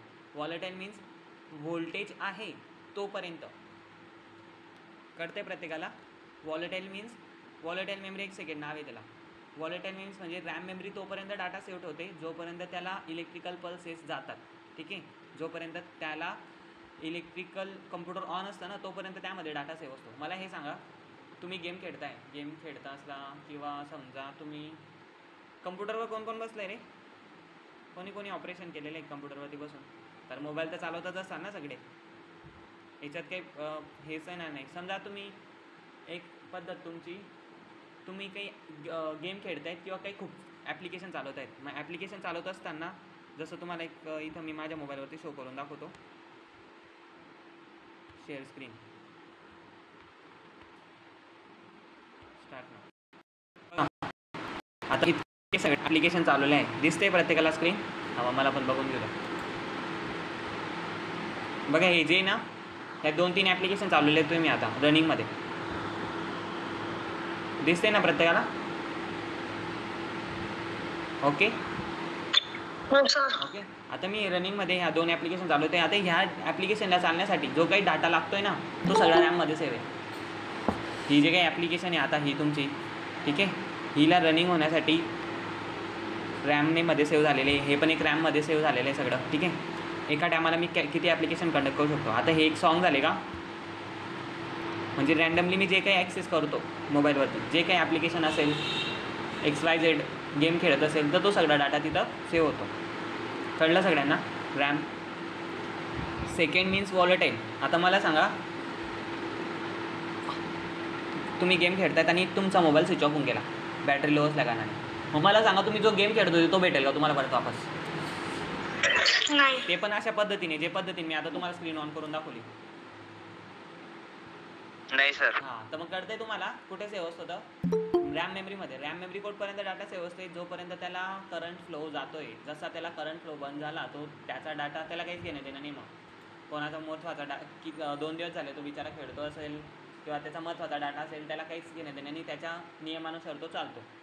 काय करेल तो? डाटा उडवून टाकेल पूर्ण. कळलं? ऑनली रॅन्डमली रॅन्डमली जे काही तुम्ही ॲक्सेस करता तो सगळा डाटा रॅममध्ये सेव्ह असतो. म्हणून म्हणता नाही का रॅम किती रे बाबा, रॅम बघ. कारण की मेन मुद्दा म्हणजे एका टायमाला बॅकग्राऊंडला खूप ॲप्लिकेशन चालतात आणि त्या ॲप्लिकेशनला झेलण्यासाठी चांगली रॅम असायला हवी. जर का फक्त तुम्ही व्हॉट्सअप चालवताय आणि अजून दुसरी ॲप्लिकेशन ओपन केली, समजा इंस्टाग्राम, त्या 2च ॲप्लिकेशननी कधी तुमची रॅम हँग पडायला लागली तर तुमची रॅमची जी कॅपॅसिटी ती खूप कमी आहे. कळतंय तुम्हाला? एका टायमाला तुम्ही जास्त ॲप्लिकेशन चालू शकणार, म्हणजेच तुमचा मोबाईल इझिली चालतो, हँग होत नाही, ठीक आहे. कळते प्रत्येकाला माझी भाषा? कळलं? चला पुढे मेन टॉपिक घ्यायचा आपल्याला, याच्यातच काही नाही. ज्यांना समजलं असेल रॅम त्यांनी हातवरती करून टाकायचे. जायचं पुढे, आपल्या पुढे पण एक महत्त्वाचा टॉपिक घ्यायचा आहे ना. रॅन्डमली ॲक्सेस समजलं असेल, ठीक आहे. स्टॅटिक रॅम हे त्याचे प्रकार आहेत. Static RAM also right an other S RAM. बघा एक मी नाही का भेटे केला जातो, ठीक आहे. प्रत्येकाच्या मनात राम असायला हवा आणि आपल्या कम्प्युटरमध्ये पण राम आहे, ते तुम्हाला दिसलं असेल आता. नक्की दिसतंय प्रत्येकाला? मेन आहे ना, महत्त्वाची मेमरी असते. जर का रॅम नाही आहे मोबाईलमध्ये तर तुम्ही जनरली कोणतंच वर्क करू शकणार नाही. कळते का प्रत्येकाला? ओके. कोणती ॲप्लिकेशन ओपनच होणार नाही, कारण की तिला जो काही रन होण्यासाठी जो काही डाटा लागणार आहे सेव्ह करण्यासाठी ती नाहीच आहे रॅम. मग रॅम पण एक महत्त्वाची मेमरी असते, ज्याच्यामध्ये हा दुसरा टाईप येतो तुमचा static RAM. It is also right an other yes RAM. It is computer memory that require a constant power flow in order to hold information. Yes RAM hold information. Yes RAM is a more expensive and require more power, therefore it is a commonly used cache and video card memory. It faster the DRAM. याच्यामध्ये काय असतं, जसं की आता याच्यामध्ये पण types येतात. ही fast असेल, ठीक आहे, DRAMपेक्षा. आता DRAM काय आहे? डायनॅमिक रॅम आहे. याच्यामध्ये काय काय भेटतं आपल्याला बघायला, की जसं की एखादा व्हिडिओ गेम खेळायचा आपल्याला, ठीक आहे, cache memory, video card memory, faster म्हणजेच constant power flow in order hold information. Static याच्यामध्ये टाईप्स येतात, प्रत्येकसाठी वेगवेगळे. एक स्टॅटिक रॅम मीन्स अशा गोष्टीसाठी यूज होते, जसं की तुम्हाला मी एक इन्फॉर्मेशन आणि एक याची डेफिनेशन मी पाठवेल स्टॅटिक रॅमची. तसं पण हे सगळ्या टाईप्स येतात मध्ये, त्यामुळे 2. पण रॅम काय हे कळलं पाहिजे तुम्हाला की रॅम कोणती असते, ठीक आहे. जसं की S RAM can be further classified as non volatile S RAM, special S RAM, synchronous RAM, synchronous S RAM. Okay, हा एक टाईप्स मी तुम्हाला डेफिनेशन पाठवेल, याची नोट्स करून घ्यायची तुम्ही प्रत्येकाने. कळलं? एस रॅमची आणि डायनॅमिक रॅमची. डायनॅमिक रॅम ही जसं की डायनॅमिक रॅम आणि एस रॅम ही कम्प्युटरमध्ये यूज होणाऱ्या 2 रॅम आहेत, ज्या दोन्हीसोबत काम करतात. कधी कधी दोन्ही ह्या काम करतात, म्हणजे दोन्ही असतात कम्प्युटरमध्ये, असं नाही की एकच दिली जाईल. कळलं प्रत्येकाला? ह्या दोन्हीसोबत काम करतात कम्प्युटरमध्ये, आणि यांचं वर्क काय असते हे मी तुम्हाला सांगेन पुढे. डायनॅमिक रॅम आणि एस रॅमचं, स्टॅटिक रॅमचं. ठीक आहे. सेकंड मेमरी येते तुमची रोम. रोम मेमरी काय आहे? ठीक आहे. रीड, आता याचा फुल फॉर्म माहिती सगळ्यांना? फुल फॉर्म कमेंटला जायचं का? टाइम वेस्ट होईल, लवकर सांगा. Read only memory. Okay, read only memory means ही नॉन व्हॉलेटाईल मेमरी असते. ठीक आहे. याच्यामध्ये लाईट गेल्यावरती सुद्धा डाटा स्टोअर असतो. कळलं प्रत्येकाला? ही व्हॉलेटाईल आणि ही रॅम व्हॉलेटाईल आणि रोम नॉन व्हॉलेटाईल. कळते प्रत्येकाला? नॉन व्हॉलेटाईल मीन्स लाईट गेल्यावरती सुद्धा डाटा स्टोअर राहील. मग आता याच्यामध्ये सर, याच्यामध्ये आमचे गाणे आणि फोटो सेव्ह असतील का? याच्यात पण तुमचे गाणे आणि मेमरी सेव्ह नसते. तुमच्या कम्प्युटरला ऑन होण्यासाठी जो काही सिस्टम प्रोग्राम रन, कम्प्युटरला ऑन करण्यासाठी, उठवायसाठी जे काही प्रोग्राम लागतो तो यामध्ये सेव्ह असतो. सिस्टमशी रिलेटेड. इंटरनल स्टोरेज ना सर? नाही, इंटरनल स्टोरेज नाही बाळा, इंटरनल स्टोरेज नाही, याचं काहीच घेणं देणे नाही तिकडे. रोम मीन्स रोमचं काही मुद्दाच नाही कुठे. ऐकलं आहे का तुम्ही की रोम चांगली असायला हवी कम्प्युटरची? ऐकलं आहे का कुठे? ते कंपनीला स्वतः द्यावंच लागतं. ती त्यांच्या यूजसाठी असते, म्हणजे त्या डिव्हाइसच्या यूजसाठी असते. मीन्स आता तुम्हाला कोणकोणती लँग्वेज येते? तुम्हाला मराठी येते, हिंदी येते. मग त्या हिंदी लँग्वेजमध्ये, मराठी आणि हिंदी लँग्वेजमध्ये जे काही शब्द यूज होता ते तुमच्या ब्रेनमध्ये फिक्स असतील. ठीक आहे. ते टायमावरती यूज करता तुम्ही बरोबर. किधर जा रहे हो, कहाँ पे जा रहे हो. ओके, टायमावरती याला इथं असं म्हणायचं, याला इथं असं म्हणायचं, कळते तुम्हाला?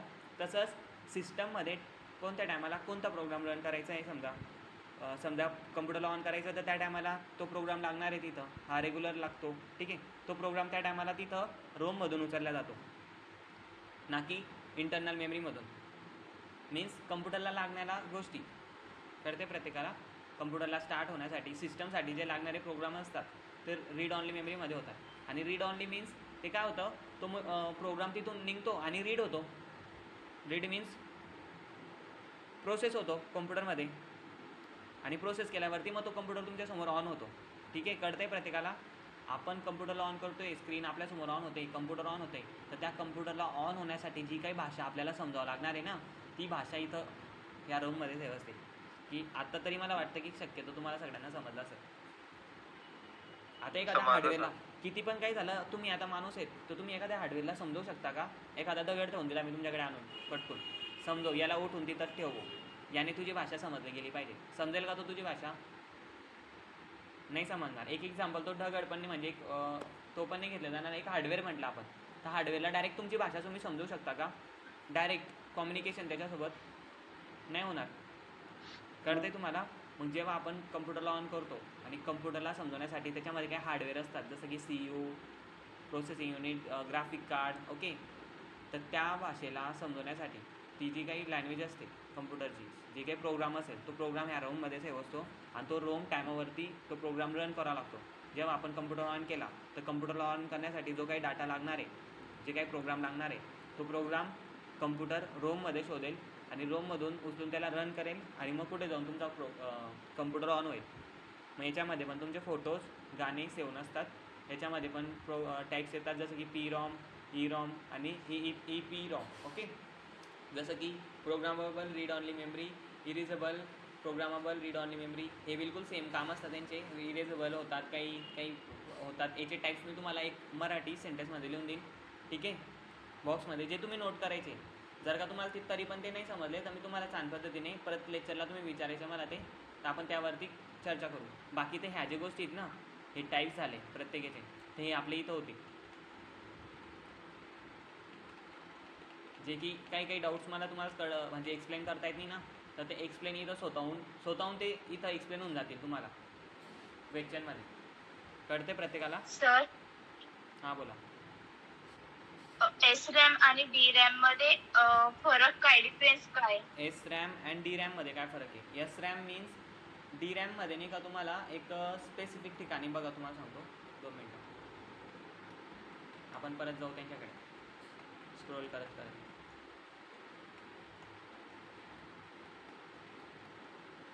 बघा यस रॅमची काही माहिती दिली तिथं. ठीक आहे. S RAM it is also written as S RAM computer memory that require to constant power flow is. याच्यामध्ये काय असतं की ही काही जास्त वीजची खपत घेते, याच्यामध्ये याला वीजची कमतरता असते आणि फास्टरमध्ये असतं. जसं की बघा तुम्हाला सांगतो मी व्हिडिओ कार्ड मेमरी फास्टर आता याच्यामध्ये एक दिलेली आहे. आणि dynamic RAM is also written as D RAM. Okay. Store information is cell containing capacitor and transistor.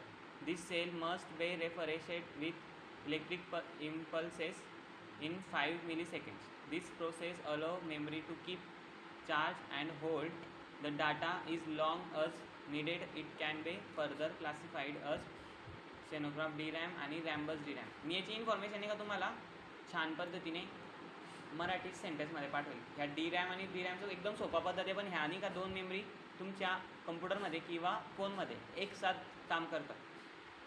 ते त्यांच्या रिक्वायरमेंटवर असतं. जसं की काही आपल्याला ॲप्लिकेशन चालवतो आहे आपण, ठीक आहे, जनरली आपण ॲप्लिकेशन चालवतो आहे, तर ॲप्लिकेशन जो डाटा काही स्टोअर होणार आहे रँडमली ॲक्सेसचा तो डी रॅममध्ये होईल. आणि डायनॅमिकमध्ये जसं की काही स्पेसिफिक इन्स्ट्रक्शन असतील कम्प्युटरचे समजा, किंवा रँडमली जे काही लागतं कम्प्युटरला, तर ते काही वेगवेगळा डाटा अशी 2 पद्धत असतात त्यांच्या. ते तुम्हाला डेफिनेशनमध्ये क्लिअर.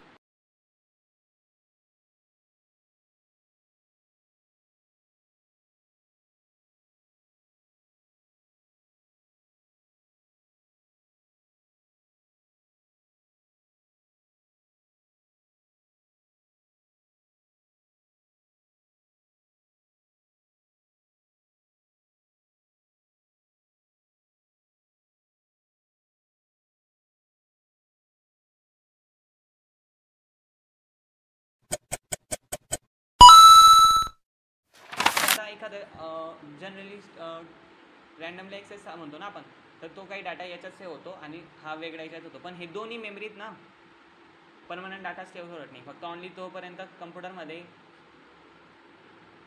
इलेक्ट्रिकल पल्सेस आहे तोपर्यंत डाटा सेव्ह होतो, नंतर तो डाटा उडून जातो, इरेज होऊन जातो. कळलं सगळ्यांना?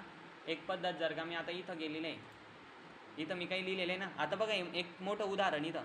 आता मी हे तुमच्यासमोर लिहिलं, बरोबर, टाईप केलं, बरोबर, मी याला कंट्रोल एस केलं का?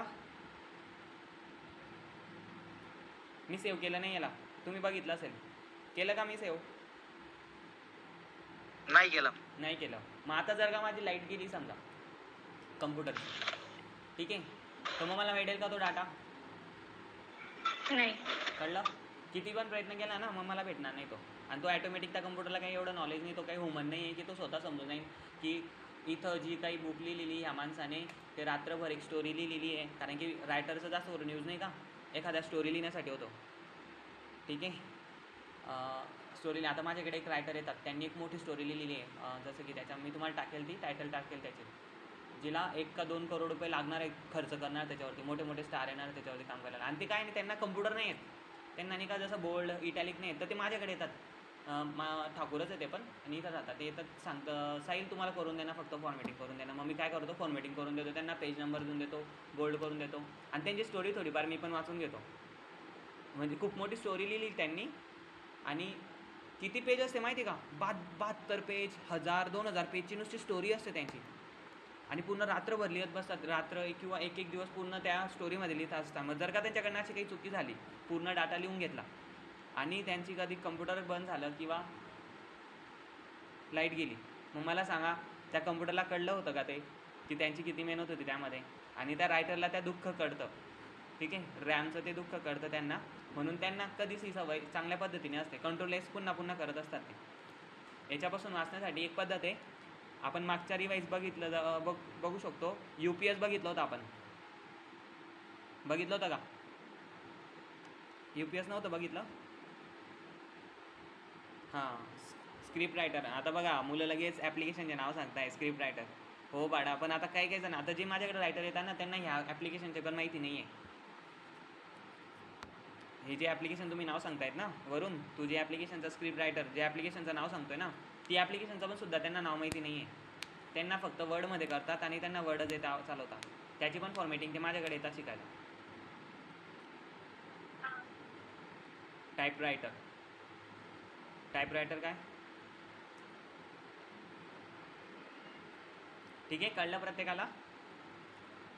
मग याच्यापासून दोन पद्धत असतात वाचण्याच्या. एक कंट्रोल एस करत राहायचं लिहिल्या गेल्यावरती, आणि दुसरी पद्धत UPS जर का तुम्ही लावलेलं असलं तर UPS आपल्याला बॅटरी बॅकअप देतं, ज्याच्याने आपल्याला कळतं की लाईट गेलेली आहे आणि आपण तो डाटा लवकर सेव्ह करून टाकतो.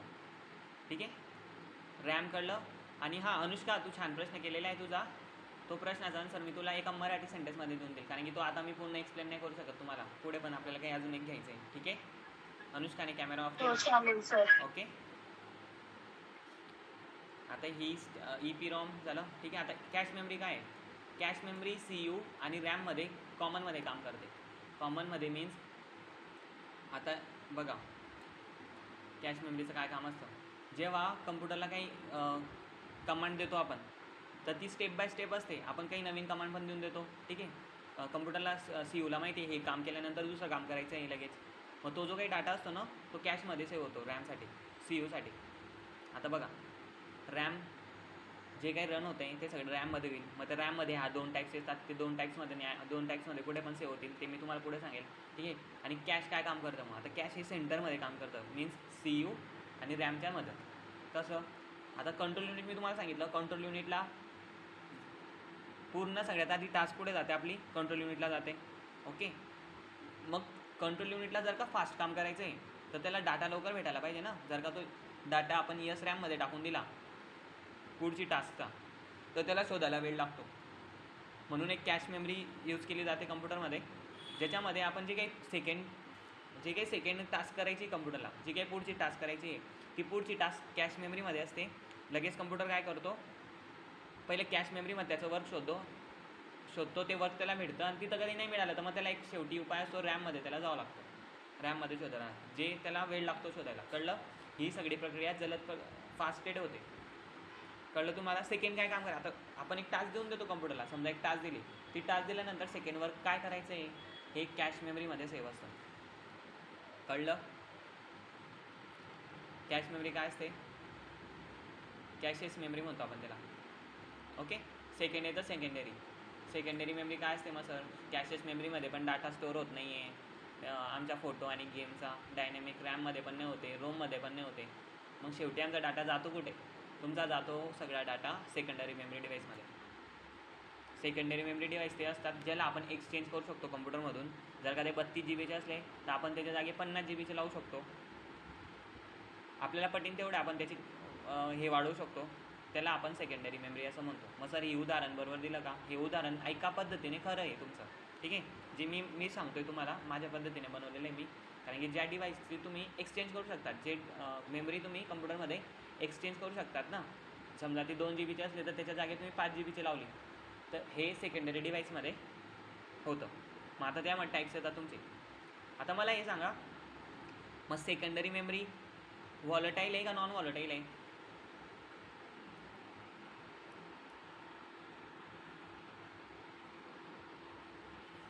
आन्सर पाहिजे मला, आन्सर. अरे बाबा, एक मेन टॉपिक राहिला आहे आपला, खूपच मेन टॉपिक राहिला आहे, तो जाईल. 8:45 होऊन गेले. तुम्ही देता आन्सर का मग जायचं पुढे?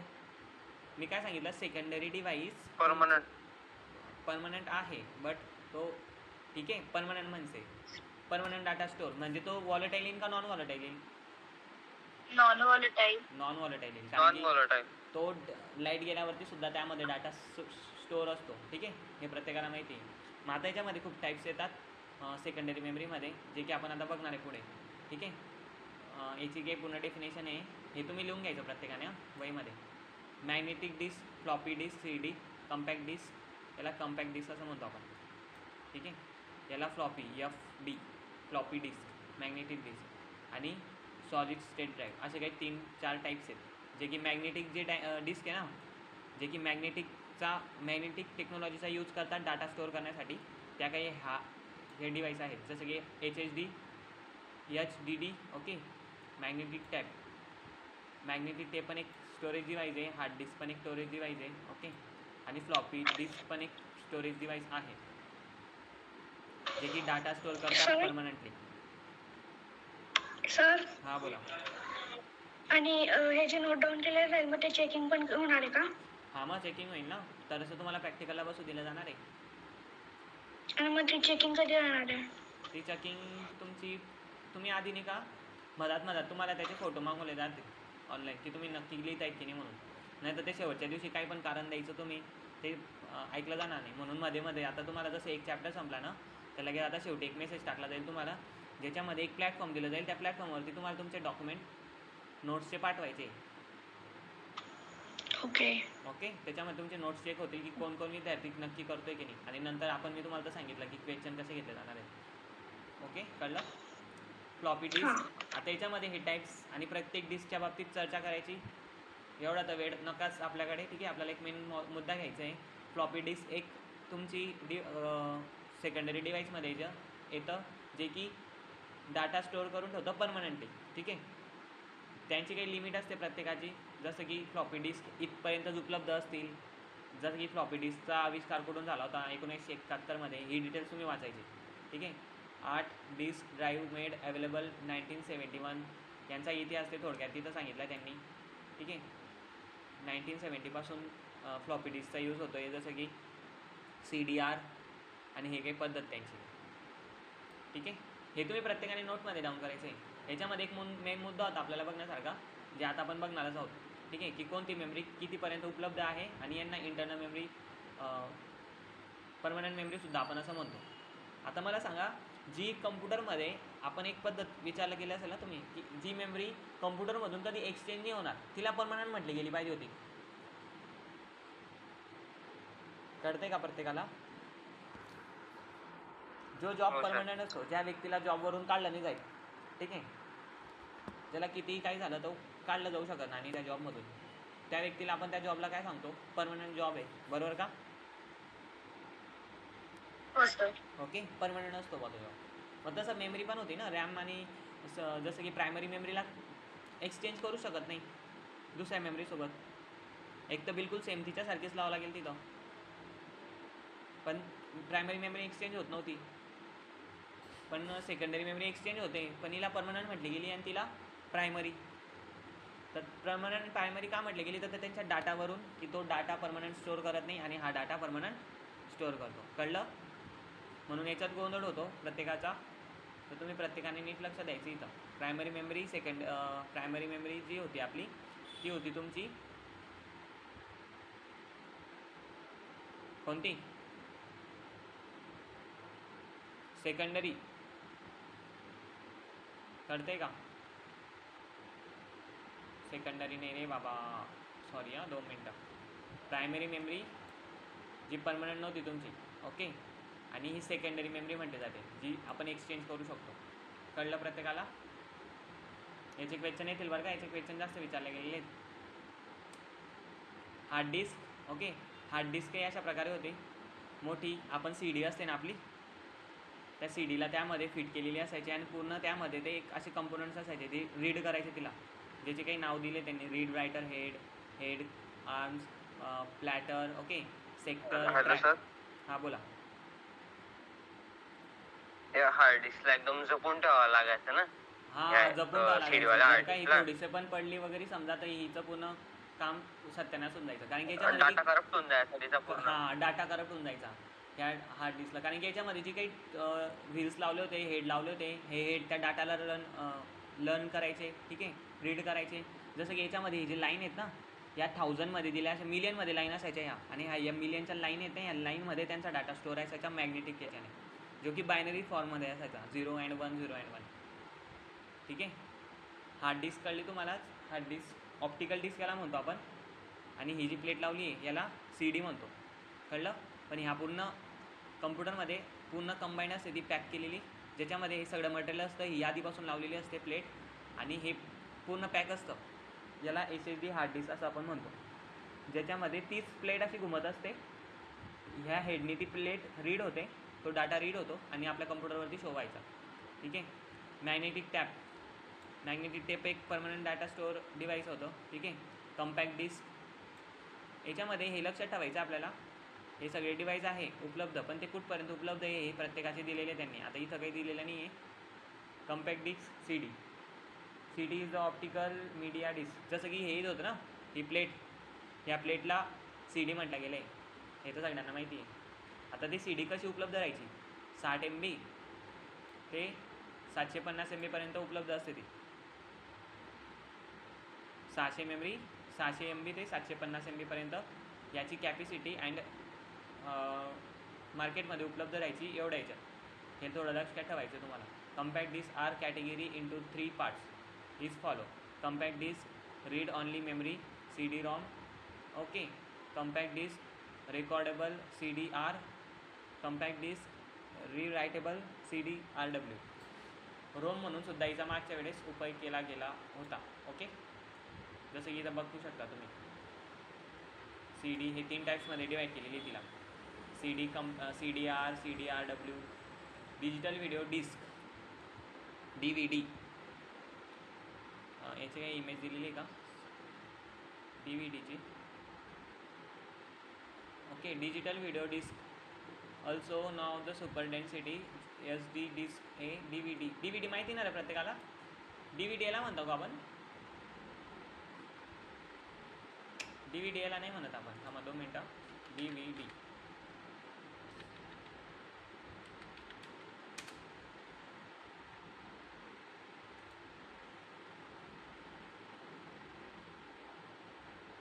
या सी डीला DVD म्हटलं जातं आहे. ओके. DVD sorry DVD. बघा तुम्ही, या डिस्कला जी रीड करणारा जो हे असतं ना, त्याला DVD म्हटलं जातं. ठीक आहे. ऑल्सो नाव सुपर डेन्सिटी SD डिस्क हे DVD optical disc storage media manufactured of the first time by the Philips, Sony, Toshiba and Panasonic. 1995 DVD आज ऑफर हायर स्टोरेज. हे काही स्टोरेज डिवाईस होतं, पण ऑप्टिकल डिस्क मीन्स हे जी plate होती ना C डीचा डाटा. आता बघा ना, तुम्हाला इथं दाखवतो. तुमच्या जुन्या आईवडिलांचं जे लग्न झाले असतील तर ते लग्नाचे व्हिडिओ पाहण्यासाठी ही मशीन लागते आपल्याला. काय म्हणतो आपण त्याला? DVD. कळलं का? जे मागचे सी डी बघ, आपल्या मागचे जे सी डी आहेत ना जुन्या, ओके, त्या जुन्या सी डीला कधी डाटा स्टोअर जो काही बघायचा असेल ना आपल्याला, त्या DVDचा यूज करतो ना आपण. ह्या DVD शिवाय आपण तो डाटा बघू शकत नाही, आणि तो आपल्याला जास्त करून आता भेटत नाही. कोणाकोणाकडे असतो तो, कोणाकडे नाही. तर आपल्याकडे तर मिळतात ते डिव्हाइस आता उपलब्ध आहेत, जे की मिळतात बघा अशा प्रकारे दिसतात, ज्याच्यामध्ये सी डी टाकण्याची गरज असते, पण ते पण एक स्टोरेज डिव्हाइसमध्ये सुद्धा त्यांनी गृहीत घेतलेलं आहे. ठीक आहे. Gigabyte storage several. तर disk type DVD can store several depending upon the disk type DVD.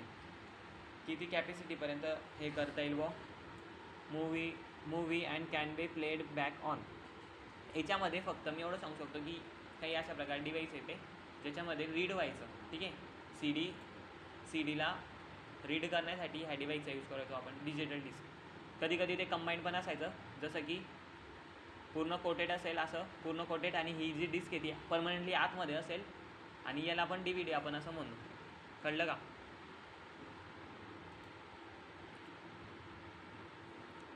Blue ray disk BD 25 GB पासून ते त्यांची कॅपॅसिटी दिली त्यांनी इथं, आणि त्यांचे टाईप्स दिलेले आहेत ते. ठीक आहे. 855 फ्लॅश ड्राईव्ह. हे पण तुमचं एक परमनंट सेकंडरी डिव्हाइसमध्ये येईल, जे की आपण एक्सचेंज करू शकतो. ओके. पेनड्राईव्हमध्ये पण डाटा स्टोअर असतो ना. ओके. याची उपलब्धता काही अशा प्रकारे असते. 512 MB पासून ते 24 GB पर्यंत, 256 GB पासून स्टार्टिंग. ते आता वाढत चालतात ते त्यांच्यानुसार.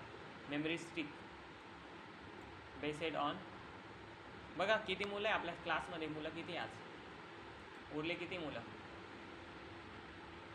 18 मुलं. 14 मुलं कमी होऊन गेले. ठीक आहे. मला पकडून 18 आहेत का ते? 19. ठीक आहे. आपल्याला मेन टॉपिक मीन्स आपल्याला हा घ्यायचा होता, जो प्रत्येकाला माहिती का? किती जणांना माहिती आहे? हातवरती करायचा आहे. हे सगळे मेमरी डिव्हाइस असे टाईप्स दिलेले आहेत ना, याच्यामध्ये टाईम वेस्ट होऊन जातो. आणि हे काही एवढं महत्त्वाचं नाही की तुम्हाला याच्यामध्ये फक्त एक महत्त्वाचा पॉईंट आहे तुम्हाला समजण्यासारखा, तो म्हणजे तुमचा येतो जसं की इथं प्रायमरी मेमरी कुठे गेला, computer memory. Okay. Primary memory कळली तुम्हाला की प्रायमरी मेमरीचे types RAM. Okay, read only random access memory. Random access memory कळल्यानंतर स्टॅटिक रॅम आणि हे 2 रॅम कळल्या तुम्हाला की नंतर फक्त सेकंडरी रॅम. बाकी हे जे टाईप्स आहेत ना पूर्ण हे टाईप्स जाणून घेण्याची गरजच नाही, जे की आपण जनरली सगळे यूज करतो. डेफिनेशन क्लिअर झाली तर म्हणजे तुम्हाला विषय येत नाही. तुम्हाला माहिती आहे परमनंट रॅम कोणता आहे आणि सेकंडरी कोणती. जर का असं काही क्वेश्चन आला की CD कोणती आहे, CD कोणती मेमरी आहे, सेकंडरी आहे का प्रायमरी आहे, मग तुम्ही काय सांगाल? तुम्ही त्याच्या प्रकार की तुम्ही DVD तर काही बघितली नाही, याच्यामध्ये परमनंट डाटा तर काही स्टोअर रॅन्डमली ॲक्सेस वॉलेटाईलमध्ये काही डाटा स्टोअर राहत नाही, परमनंट डाटा स्टोअर असतो, तर ती कशात येईल? सेकंडरीमध्ये येईल. अशा पद्धतीने तुम्ही लॉजिक लावू शकता, जे की आपण पुढे बघणारच आहे आता टेस्ट सॉल्व करताना. आता मला सांगा जितके मुलं आहेत आपल्या लेक्चरला आता जस्ट, ठीक आहे, जितके असाल तुम्ही 10, 5, 12, मला सांगा बेसिक युनिट मेजरमेंट. आपण जसा डाटा मेजरमेंट करतो कम्प्युटरचा, ठीक आहे, आपण जागेला मेजरमेंट करतो, पाण्याला मेजरमेंट करतो, ओके, तसंच डाटाला सुद्धा आपण मेजरमेंट करतो. मग तो कशामध्ये मेजरमेंट करतो हे माहिती आहे का तुम्हाला? MB, KB, GB, बरोबर का? डाटा स्टोरेज हो सर. मेजरमेंट याच्यात करतो ना आपण. लखन गायब झाला का? लखन आहे सर, आहे सर. ऐका, झोपला का? हा झोपला होता नाही हो बाप. इथं काय बोलायचं नाही हो मला? येत.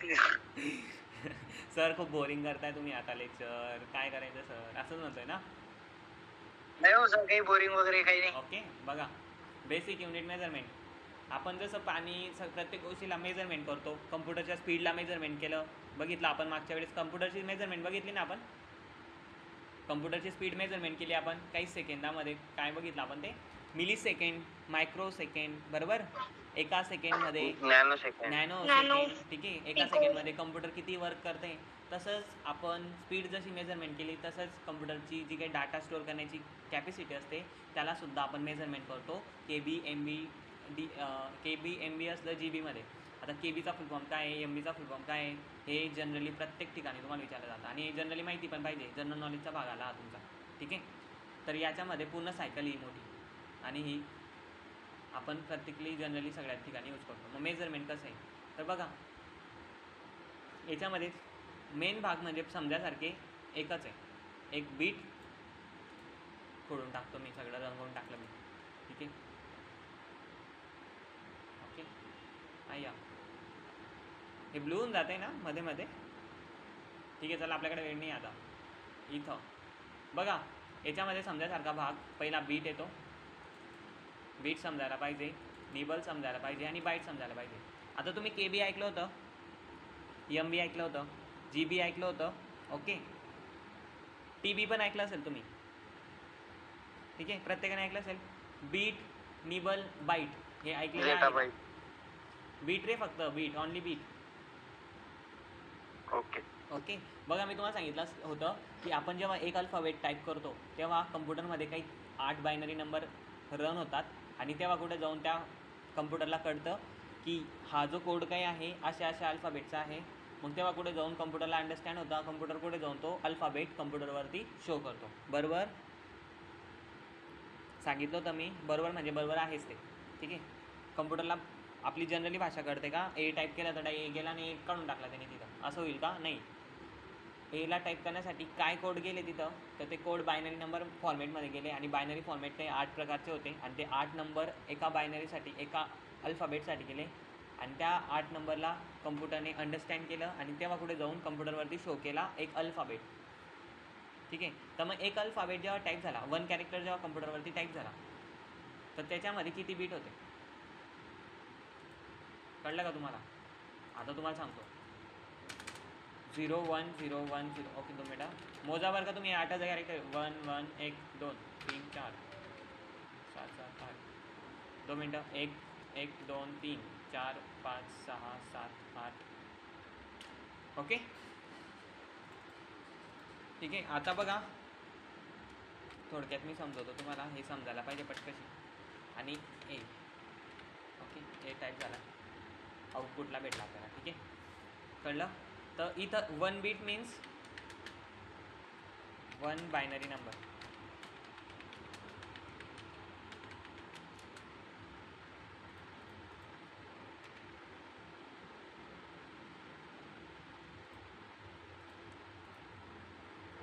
1 बीट मीन्स, अनुष्का कळते का? 1 bit means 1 binary number. Okay. आता बघा 8 बायनरी नंबर मिळतात तेव्हा कुठे जाऊन कम्प्युटरला अल्फाबेट समजतो. कळलं? फॉर्मॅट समजतोय का? आपण जेव्हा एक अल्फाबेट कीबोर्डवरती टाईप करतो तर कीबोर्डमधून अल्फाबेट न जाता आधी नंबर CUकडे जातात. CU असलो जे काही असेल, ठीक आहे. आणि तो CU अंडरस्टँड करतो की बायनरी नंबर कशाचा कोड आहे, मग तो अल्फाबेट कन्वर्ट करून Aला भेटेल. त्याला माहिती झालं की Aचा नंबर येतो, तो A कम्प्युटरला शो होईल. तर कळलं का तुम्हाला? 1 बीट मीन्स 1 बायनरी नंबर. तर मग एका अल्फाबेटमध्ये किती बायनरी नंबर आहे, किती बीट आहे? 8 बीट आहे सर. सर मला समजलं. काही विद्यार्थी, सर मला समजलं. एका अल्फाबेटमध्ये 8 बायनरी नंबर आहेत. तर एका अल्फाबेटमध्ये 8 बायनरी नंबर आहेत, ठीक आहे. आणि एक बीट म्हणजे 1 बायनरी नंबर होतो. तर त्याच अर्थाने आपण जर का एक अल्फाबेटची कॅपॅसिटी बघायला गेले तर ती 8 बीट असं होतं सर. जेव्हा 8 बीट मिळतात तेव्हा जाऊन कुठेतरी एक अल्फाबेट बनतो. एक अल्फाबेट मीन्स 1 कॅरेक्टर.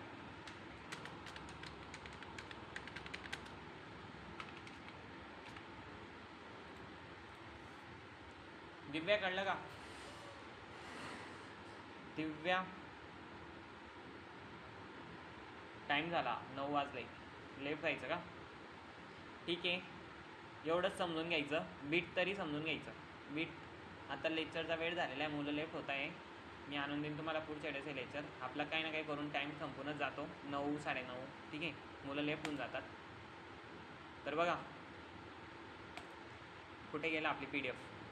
मग आता इथं ओढा आता, ठीक आहे. मी जसं तुम्हाला मागच्या वेळेस सांगितलं होतं, एका अल्फाबेटला बनण्यासाठी बघा, एका अल्फाबेटची सुद्धा स्टोरेज कॅपॅसिटी बरं का, हे लक्षात घ्या.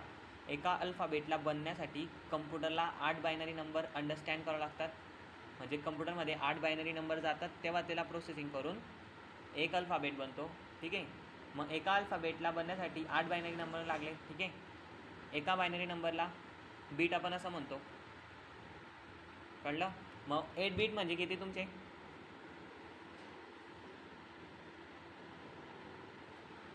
एक उदाहरण, याला बायनरी 8 बायनरी नंबर. हां, याला बायनरी नंबर न म्हणता 1 बायनरी नंबर न म्हणता तुम्ही डायरेक्ट 1 बीटच म्हणून घ्या. एक एक्झाम्पल मीन्स आपण जेव्हा काही अल्फाबेट टाईप करतो कम्प्युटरमध्ये तर तो बायनरी नंबर न जाता 8 बीट जातात. 8 बीट म्हणजे हे असे बायनरी नंबर, ठीक आहे. आय होप की समजत असेल सगळ्यांना. कळतंय का? हो सर. हां, कळतंय.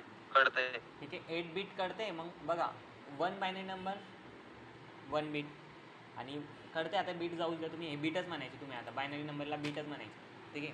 1 बायनरी नंबर 1 बीट, ठीक आहे. मग हे मोजून किती आहे? 8 आहे. आणि जेव्हा हे मोजून 8 बायनरी नंबर बनतात तेव्हा काहीतरी अल्फाबेट बनतो सर. मग तो कोणताही असो.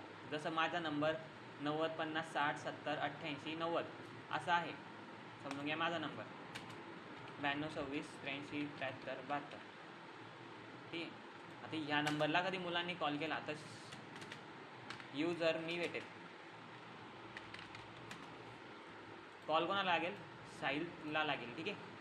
ह्या नंबरवरती कॉल केला तर साहिल नावाच्या व्यक्तीला बरोबर कॉल जाईल, बरोबर ना? कळते प्रत्येकाला? तसंच 8 बायनरी नंबर जेव्हा मी लिहेल तर बरोबर काही ना काही XYZ अल्फाबेट असेल, काही असेल ते S असेल, D असेल, F असेल, पण ओनली 1 अल्फाबेट असेल तो. T असेल, J असेल, काहीतरी अल्फाबेट कोणाला तरी तो कॉल जाईल. आता समजा मी XYZ हा इथं कोणाचा पण नंबर लिहून देतो 92 85 74 63 24 बेकबे बेदू 4 बेत्रिक 6 बेचूक 8 बेबेचे 10, ठीक आहे. 10 नंबर आहे. आता माहीत नाही बरं का हा नंबर कोणाचा आहे, लावायचा नाही कोणीच. तर ठीक आहे. आता आपल्याला माहीत नाही हा नंबर कोणाकडे जाईल, पण तुम्हाला एवढं माहिती की कोणीतरी व्यक्ती असेल तो ज्याचा नंबर येतो. कळते प्रत्येकाला? थंब दाखवायचे आता सगळ्या, राईटचे थंब दाखवायचे समजत असेल तर. मला तरी वाटतं आता समजते. म्हणजे आपण आता फोन नंबर टाईप केलेला आहे इथं, जर का आपण मोबाईलमध्ये फोन नंबर टाईप केला तर आपण जसं कॉलवरती बटनला टाईप करू तर हे तुम्हाला कन्फर्म आहे की कोणीतरी माणूस किंवा बाई तिकडनं बोलेल. कळलं? म्हणजे ती इन्फॉर्मेशन कुठेतरी जाईणार आहे बा, मग तो XYZ कोणी असेल ते. तसंच कम्प्युटरमध्ये हा जो बायनरी नंबर लिहिला आहे जसा तो जाईल टाईप करत असताना तर XYZ काहीतरी अल्फाबेट जे काही असेल, जो काही ज्याचा कोड असेल तो अल्फाबेट तिथे शो होईल. ठीक आहे, कळलं? मग एक अल्फाबेट कशाने बनला तुमचा? 8 बायनरी नंबरने बनला. आणि एका बायनरी नंबरला 1 बीट आपण असं सुद्धा म्हणतो. 1 बीट आपण असं सुद्धा म्हणतो. कळलं मग तुम्हाला? मग एका अल्फाबेटला बनण्यासाठी 8 बीट लागतात. कळलं? मग आता परत एकदा टॉपिककडे ओढू आपण. निबल बीट समजलं प्रत्येकाला. जर एक बायनरी नंबर 1 बीट, मग निबल काय आहे? मग तसंच निबल पण आता तुम्हाला समजलं. मला वाटतंय सगळ्यांना समजलं. 1 bit sir, 1 binary number 1 bit sir, बरोबर? मग तसंच निबल काय आहे सर?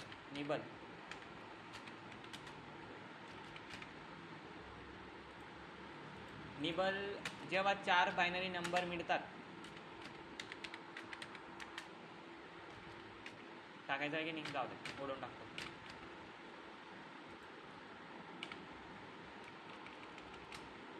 जेव्हा 4 बायनरी मिळतात ना, 4 बायनरी नंबर मिळतात, जसं की 1 1 0 0 असे 4 बायनरी नंबर मिळतात, त्याला 1 निबल म्हटलं जातं. मग मला हे सांगा, 4 बायनरी नंबर मिळाले तर अल्फाबेट बनेल का? जर का मी इथं नंबर 10 ऐवजी, बरोबर, 10 ऐवजी मी 5च नंबर टाकले, 92 23 आणि 5 असेल, तर मला सांगा मी कॉल करेल, मग आता नंबर लागेल का? माझा कॉल लागेल का? वाटतं का? किती टक्के माझा कॉल लागेल?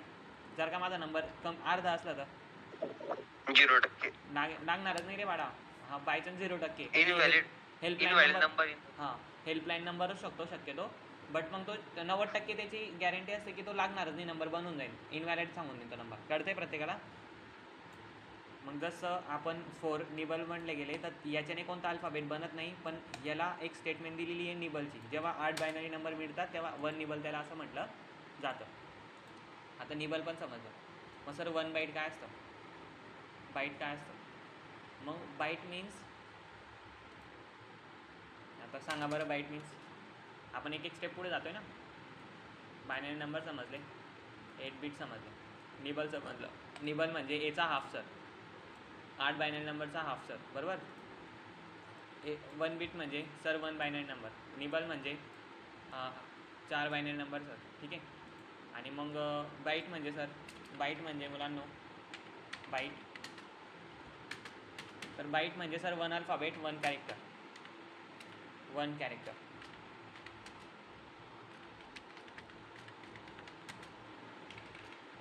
कॅरेक्टर माहिती ना? 1 अल्फाबेटला 1 कॅरेक्टर आपण असं सुद्धा म्हणतो. बघा इथं खाली दिसत असेल शो स्क्रीनला, दिसतंय का? 131 कॅरेक्टर. म्हणजे मी आता इथं किती कॅरेक्टर टाईप केले, इथं टोटल आकडा मला दिसतोय का स्क्रीनला?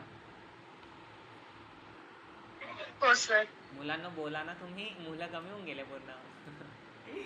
टाईम होऊन गेला 10:30, 10 9 10 होऊन गेले. ठीक आहे, चला मग पुढच्या 14 मुलं आहेत ना. ठीक आहे, सॉरी, माझ्या मोबाईलमध्ये कमी दिसत आहे मला वाटतं का मुलं गेले. 14 मुलं राहिले फक्त. ठीक आहे, काही बोरिंग तर नाही चालू ना?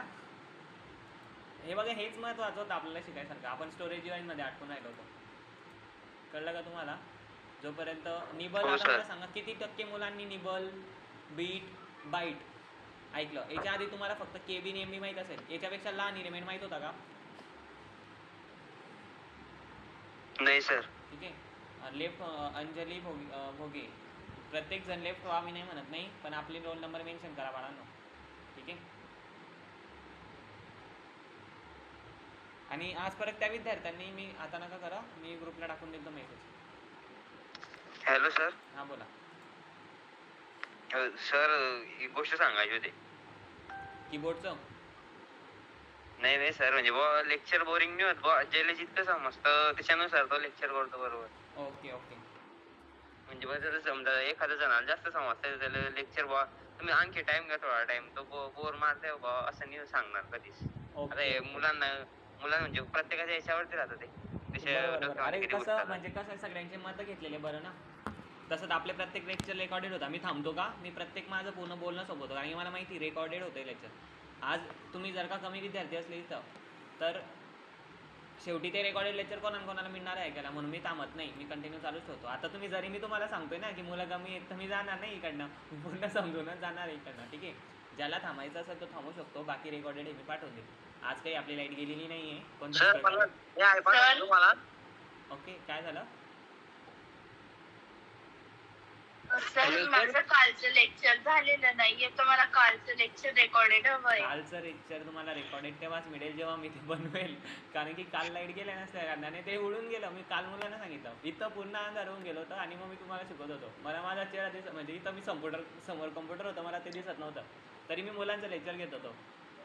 ठीक आहे, त्या कालचा डाटा सेव्ह नाही आहे माझ्याकडे, तो रॅम मेमरीमुळे झाला उडाला डाटा. ठीक आहे, त्याचं रिझन आज मी मुलांना सांगितलं रॅम मेमरीकडून. ठीक आहे, मी ते रेकॉर्डेड करून पाठवेल चालेल सर. उद्या. ठीक आहे, कळलं ते? Hello sir. हां बोला. सर माझा रोल नंबर सांगितला नाही तुम्ही. तेजस काय करायचं? तेजस तू चोपड्यावरून बोलतोय का? हो सर. मग तेजस तुझा रोल नंबर बघ, तुला दाखवू का? अरे वेळ नाही आपल्याला टॅग शिकवायचं आहे, मी देईल तुला रोल नंबर, नाव मेन्शन करून द्यायचं तू. ठीक आहे, वेळ नाही. हो चालेल सर. ठीक आहे, वाटलंच लेक्चरच्या सर आणि आजचा रेकॉर्ड टाकून द्या सर मला, मी आहे पाठवतो तुम्हाला. काय टाकायचं? मला सर मला पण पाठवून Hello. द्या सर. ओके ओके चालेल ना, मी प्रत्येकाला टाकून देईल. पाठवतो सर आम्ही. हो, मग मला सांगा निबल बीट कळलं तुम्हाला? ठीक आहे, 8 बीट काय असतं, 1 बीट काय असतं, 1 बायनरी नंबर. 1 निबल काय असतं सर? मग 4 बायनरी नंबर. ठीक आहे, 1 निबल मीन्स 4 बायनरी नंबर म्हणजे नंबरचा हाफ. ठीक आहे, बायनरी नंबरचा 8 बायनरी नंबरचा हाफ. मग 1 बाईट काय सर? 1 कॅरेक्टर. ठीक आहे, एक अल्फाबेटला 1 बाईट असं आपण म्हणतो. मग सगळ्यांना आता कळलं असेल. ठीक आहे, हे नावं समजले असतील, बीट बाईट. याच्यामध्ये कन्फ्युजन होईल पुढे जाऊन तुमचं. बायनरी नंबर, ठीक आहे, बीट आणि निबल हे समजलंच पाहिजे तुम्हाला. याच्यात लिहून घ्या तुम्ही, डायरेक्ट कागदावरती लिहून घ्या, हे आठवणार नाही कोणाला. डायरेक्ट लिहा, अशा मराठी भाषेत लिहा तिथं. 8 बायनरी नंबर. ठीक आहे, ही मी प्रोसेस दाखवली होती. 8 बायनरी नंबर, 1 अल्फाबेट क्रिएट होतो. 8 बायनरी नंबर कम्प्युटरकडे गेल्यावरती एक अल्फाबेट तयार होतो आणि 1 बायनरी नंबरला आपण 1 बीट असं सुद्धा म्हणतो. 1 बायनरी नंबर म्हणतो. ठीक आहे, मग मला आता एक प्रश्न करायचा मुलांना, एक शेवटचा प्रश्न करून टाकतो मी. जर का कम्प्युटरपर्यंत फक्त 1 बीट गेलेला आहे आता, ओके, किती? ऑनली 1 बीट गेलेला आहे कम्प्युटरपर्यंत.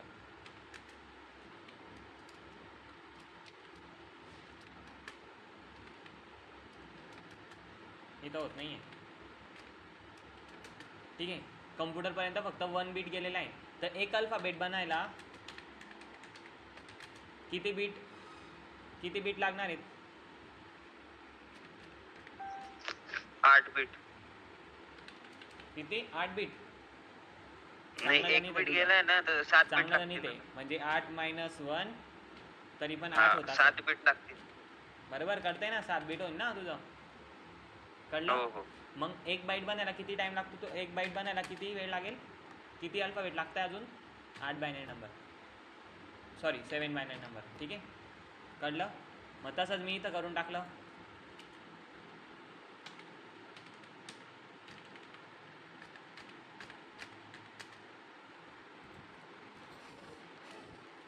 एक बाईट बनायला किती वेळ लागेल?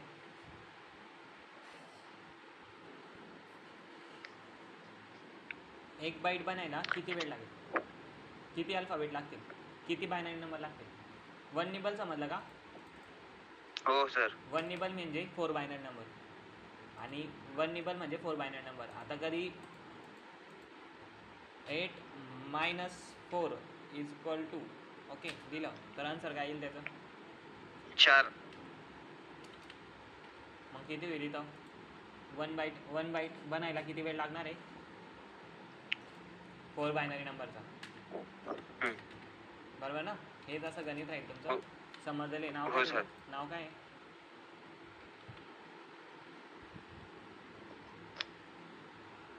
नाव विद्यार्थ्याचं नाव मला समजलं नाही. नाव सांगा. ठीक आहे. मग तशीच आपली सायकल वाढत चालते. मग बघा आता इथं 1 बाईट ना, मग 1024 बाईट म्हणजे 1024 अल्फाबेट जेव्हा मिळतात तुमचे तेव्हा तुमचा 1 KB होतो. ओके. अशी पूर्ण पुढे पुढे सायकल चालत चालते. आणि हे KB MB मेगाबाईट किलोबाईट पेटाबाईट ठीक आहे, अशी सायकल पूर्ण ती थांबते तुमची. कुठे गेली book? GOP byte. Okay. GOP बाईटपर्यंत थांबते शेवट. आणि आपल्या इंडियामध्ये जास्तीत जास्त यूज होणारा डाटा जो आहे तो आहे तुमचा हा डाटा. कसा आहे बरं का, तुमच्या मेमरीचा पण असेल, याचा पण असेल. आता ही बाकीची स्टडी तुम्ही करायची, हे पूर्ण बोलणं असताना पूर्ण लांबत बसेल ते. फक्त ऑनली एवढं मी सांगू शकतो तुम्हाला, जसं की कळते 1024 बाईट म्हणजे 1 KB. मग मला सांगा 1024 बाईट म्हणजे 1024 KB म्हणजे 1 का MB. बरोबर. मग 1024 MB म्हणजे GB. ओके. ही सायकल अशीच पुढे चालत राहील. ओके. 1024 GB म्हणजे लगेच इथं येईल TB. TB 13 byte. Okay. 1 TB. ही सायकल अशीच चालत राहील, जी तुम्हाला नोट करायची आहे. कळलं? समजायसारखं काय होतं कळलं तुम्हाला? Bit and nibble and byte हे महत्त्वाचं समज नाही. आणि 1 कॅरेक्टर माहिती पाहिजे, बाईट माहिती पाहिजे, निबल माहिती पाहिजे, बीट माहिती पाहिजे, आणि बायनरी नंबर तर माहितीच पाहिजे. कळलं सगळ्यांना? काही हो, डाऊट सर. आहे का? हे कसं नोट कराल मग? करताय का नोट? दिव्या आहे का तू? सर मी नोट नाही करू शकत कारण की माझ्या फोनची चार्जिंग संपली आहे. Okay okay okay. चार्जिंगला ठीक आहे. चालेल. ठीक आहे. कळलं मग आता मेजरमेंट कशी असते हो, बीट सर. बाईटची. ओके. आपण अशीच मेजरमेंट करतो. आणि बीट आणि बाईट हे कोणालाच माहीत नसतं, म्हणून बीट पण तुम्हाला माहिती झाली, निबल पण माहीत झालं, आणि बाईट पण माहिती झाली. ठीक आहे. किलो बाईट आणि ती सायकल आपल्याला समजली. याच्यामध्ये काही कोणाला डाऊट असेल तर विचारू शकता. आणि जसं मी अनुष्काने केलेले प्रश्न आणि बाकीच्या विद्यार्थ्यांनी केलेले प्रश्न ते विद्यार्थ्यांना एक चांगल्या मराठी भाषेत मी टाकून देईल ग्रुपला, ती वाचत बसायचे तुम्ही. ठीक आहे. प्रत्येकाने आपापले नाव मेन्शन करून द्यायचे कमेंटमध्ये आणि लेफ्ट व्हायचं. ठीक आहे. सगळ्या विद्यार्थ्यांना शुभरात्री. आजचं लेक्चर टाकून द्याल का? हां, आजचं लेक्चर होऊन जाईल, आरामात होऊन जाईल आजचं. मी स्टॉप करून घेतो, सेव्ह करून घेतो, रेकॉर्डेड होतं आहे ते. ठीक आहे. चालेल. लेफ्ट व्हायचे प्रत्येकाने, आपापले नाव मेन्शन करून द्यायचे.